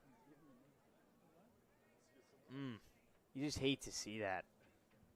Hope Tanner's all right. Brini on second. First pitch to Garrity. In there for strike 1. Mandelusky, the trainer, talking with Tanner Marsh. It's that part of the summer where you just get some aches and pains. 0-1. Curveball misses inside. But I loved what Jamie Shevchuk said. At this part of the summer, you got to embrace the grind. You gotta love going through this process, because if you don't, you'll never make it to the next level. And I will say, Luke, you don't have to love it, but you have to go through it. and you have to be disciplined enough to say, I got to be here. As the 2-1 is put out into shallow center. Magpok dives. He made the catch. Magpok might be one of 2 center fielders in the Cape, the other being Nico Brini for the Mariners, that can make that grab right there. Showing off the speed and getting out of the frame, but the damage has been done. The Mariners up by 8 as we take another look at this Jake Coonan, call it a Coonan cannon, over the left field wall. And now it's time for the Mariners to just protect as we head into the 9th. Harwich trying to take game 1 in a best-of-3 series. Up by 8. We'll be back on Cape League TV. Last summer, we raised the trophy. This summer, we defend it. Every pitch, every swing, every drop of sweat, it all leads to one thing: history. The Harwich Mariners This is the are Cape League champions. Title push.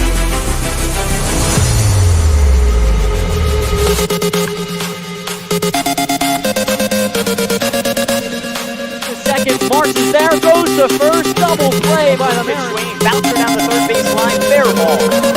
There to flash the letter, goes to second, to throw down the first, double play for the Mariners. Payoff pitch, swing and a miss, strike 3. Swing and a line drive towards left center field, steps down for extra bases. Ground ball, it gets through! Swing and a miss, strike 3.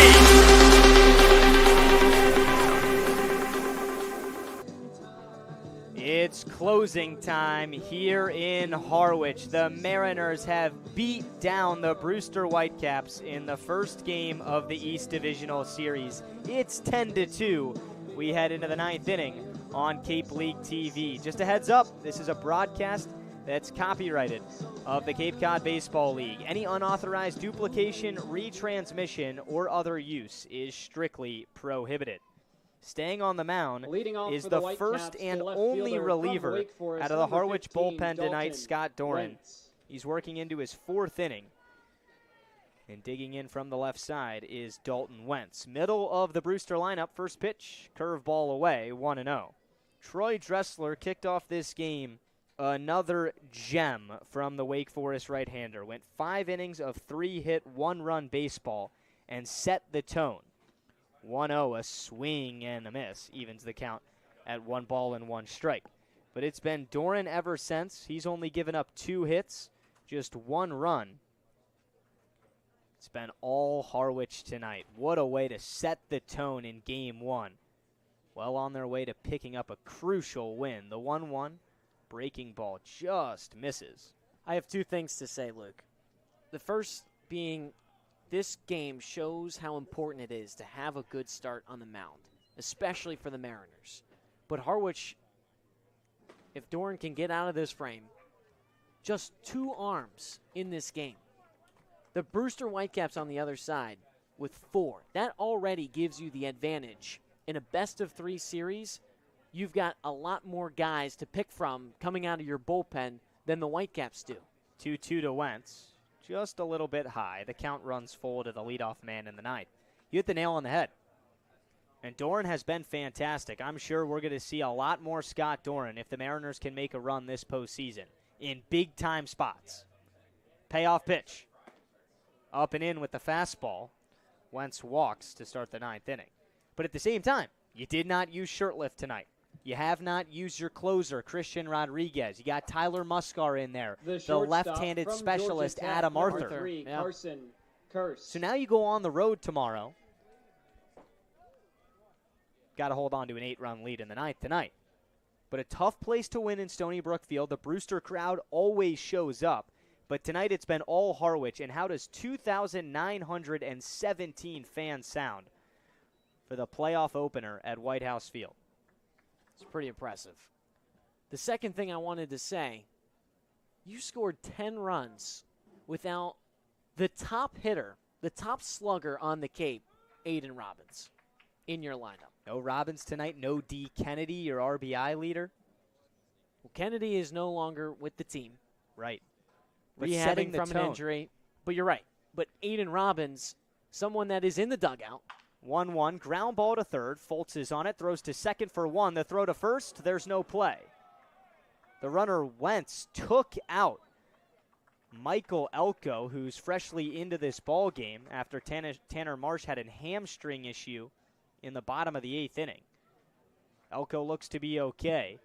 The designated Don't hitter want any from more Clemson, injuries number for the 28, sake of Colin Priest. the obvious, but also this time of the year in a 10-2 game. Elko just went into the runner there. And there's now 1 out, 1 on. Harwich 10, Brewster 2. A dominant effort. 12 hits for 10 runs. Brewster just 5 hits, bringing home 2. Kurse digs in. Stares at a strike down the middle. It's 0-1.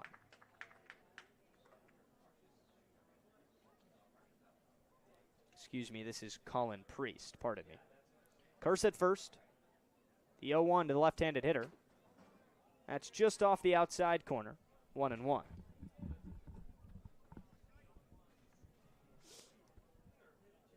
Scott Doran working into his 4th inning of this game. It doesn't matter which arm Harwich has called on this summer.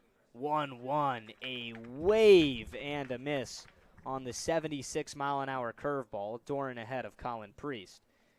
The Harwich pitching staff, a 3.27 team earned run average. That's been number 1 in the Cape since the first day of the summer. The 1-2, swinging a foul tip. Priest able to stay alive. I'm telling you, Troy Dressler, he looked like Jake McCoy to start this game. I mean, Jake McCoy started things off game 1 of the season. Luke, that felt like forever ago. 1-2. Swing and a miss, strike 3. Went right back to old reliable. The curveball of Scott Doran. It's a weapon in the Cape Cod Baseball League. 2 outs in the 9th. Tech, number 10, Colton Coates. That's Doran's 2nd strikeout, now in 3 2/3. The 8th from a Harwich Mariner arm tonight. Dressler, Doran. Here's Colton Coates. 1 out away, the Mariners are, of taking the opening game in the East Divisional Series. First pitch to Coates. Swing and a miss, strike 1. That was the slider. Colts on the summer. He's an all-star, hitting 8th in the Brewster lineup. He's brought a spark to the lower portion. The 0-1. That ditches the strike zone low. 1 ball and 1 strike. An arm like Doran who goes 4 innings, Gino, that's a good start for a lot of teams around the Capes. You may not see Scott Doran the rest of this series. 1-1, check swing, fastball up and in, appeal to third. He did not go around. You're right. So the little intricacies, the things to think about in postseason baseball. When Doran has come out of relief so far as a Mariner, he's gone deep. He does it again tonight. Went 5 last time he was on the mound. But a guy like Christian Rodriguez, if he goes 1 inning, you might see him the next night. 2-1. That's low. 3 balls and 1 strike. 1 out away. The other scores in the East. YD beats Orleans, the top seed, 4-1. Orleans made 4 errors en route to that loss. The 3-1 is murdered down the right field line. That's a fair ball.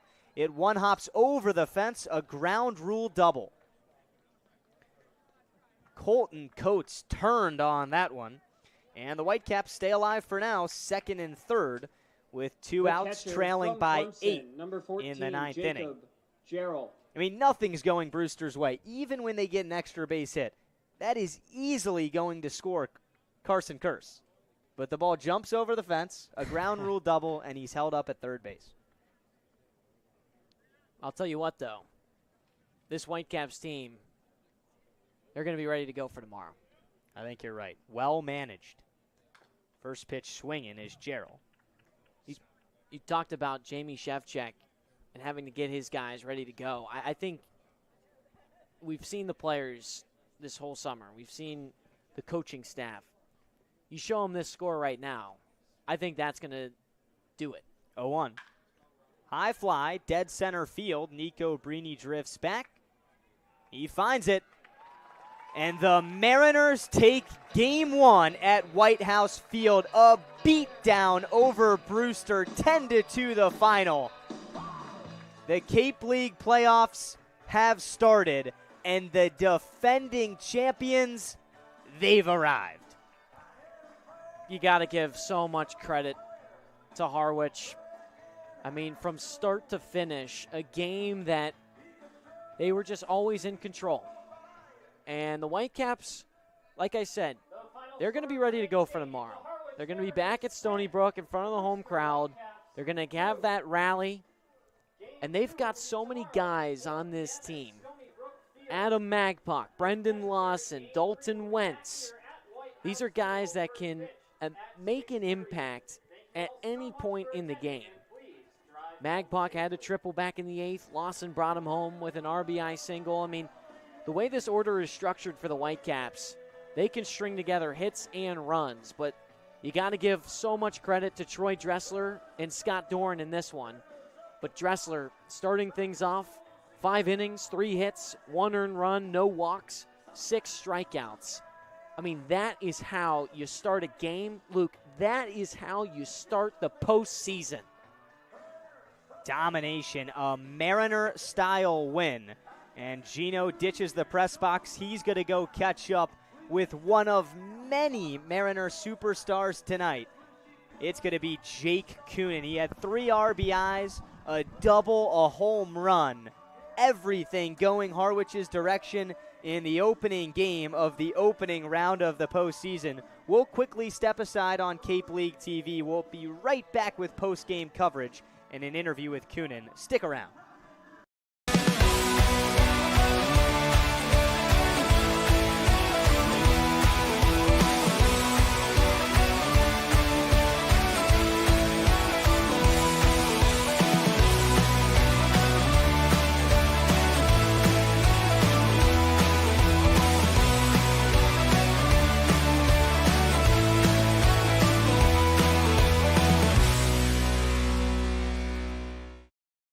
If you can dream it, if you can cruise in it, if you can summer in it, fish from it, or take it for a day at the beach, we can protect it. The Baldwin Group, protecting the possible. There hasn't been a ton of training when it comes to bat speed or products for players to be able to train bat speed.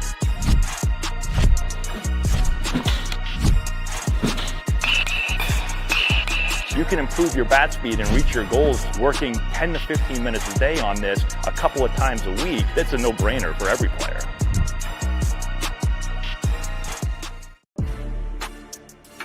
You can make any bat feel lighter by adding a velo puck knob. Instead of having to go get a whole entirely new bat, you can simply add the puck to it. Players can use this with any bat. It's basically going to shift the weight of the bat a little bit more towards the hands. Players are able to hit the ball a lot harder just by simply adding the puck on.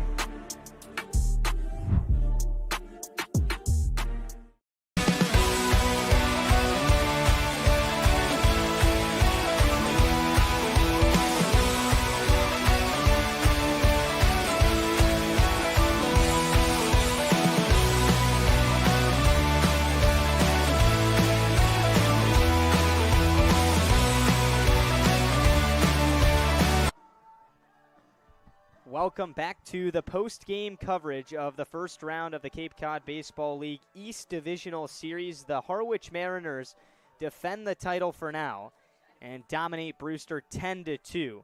Standout Mariner tonight, Jake Coonan reached base 3 times, drove in 3 runs, a home run and a double. Our Gino Antamarino is standing now with Coonan. Gino, take it away. A 10-2 victory for the Mariners over the Whitecaps in Game 1 of the 2025 Cape Cod Baseball League playoffs. I'm joined with Jake Coonan. Now, Jake, obviously a dominant win for you guys, but you had your 4th home run of the summer, a double, 3 RBIs. I mean, what was working so well for you tonight? Yeah, I think the whole offense was just clicking today. Steve told us get the bat to the next guy today, and I think we did a really good job with 2 strikes and just adjusting off speed as a whole team. Innings 1 through 8 for us. We talked to a lot of the managers here on the Cape, a lot of the players. This is a grind. It's summer ball. You're finishing off school. You're coming here, and it's just a long summer, a long time at just finding that grind and finding the success. How do you and as your team continue to take game by game and just be motivated for the next one and go out there and play your best level of baseball? Yeah, I mean, personally, tonight kind of made this whole summer worth it. I mean, having this many fans here, especially coming from a small school, not really having a ton of fans there, it was just awesome seeing the whole town come out, and I think the whole team embraced it. I mean, we want to be here until next Wednesday to hold up the trophy. So I think, one down, and I think as a team we want to be here and we're playing together. Really good ball right now. Jake, you've been here since the start of the summer, but a lot of new guys, a lot of new faces in this lineup. How has that sort of sparked and re-energized a group of guys, including yourself, that have been here since day one this summer? Yeah, it's been awesome, especially meeting new guys. But no matter who's in the lineup, everyone's got trust in the next guy, and I think that's what makes it so fun this last 2 weeks. You got new guys coming from different leagues or maybe even straight from their house, but you got trust that Stevie and the whole staff here recruited them for a reason, and they've produced. You got guys. Garrity in the 3-hole, and he's been here for a week, and you just have instant trust, and yeah. Game 2 tomorrow at Brewster. What's the mindset going into that game? Just get ahead early. I think we're gonna have to push the reset button after tonight, but I mean the momentum, especially from beating them just 3 nights ago. I think we got all the confidence in the world, no matter who we put out there on the mound or in the lineup. I think it's gonna go well for us. Good luck tomorrow, Jake. Great game for you today. 4th home run from Jake Coonan en route to a 10-2 domination for the Mariners over the Whitecaps in Game 1 of the playoffs. We'll be on the air tomorrow with the Mariners Radio Network at Stony Brook Field. Make sure you join us. But for now, I send it back up to Luke Brenneman. Excellent job, Gino. Jake Coonan, one of many studs for the Mariners tonight. The box score tells you that it was all Harwich. You watched the game, you saw all Harwich, and it felt like all of Harwich came out tonight. In attendance over 2,900 to see the Mariners beat the Whitecaps 10-2. But this series is not over. 12 hits, double-digit tally in the run column is great, but they got to go out and get one more win. If it's up to the Mariners and Steve Englert, they'll do it on the road tomorrow. First pitch is at 4 o'clock at Stony Brook Field. We'll be on the radio at 3:45. Make sure you join us. If Harwich can't pick up the win on the road tomorrow, back here at White House Field on Thursday night. But for now, keep up with the Mariners on social media. A 10-2 final for our producer, Max Schubert, our cameraman, Dave Roberts, my partner, Gino Antamarino. I'm Luke Brenneman saying so long and good night from White House Field.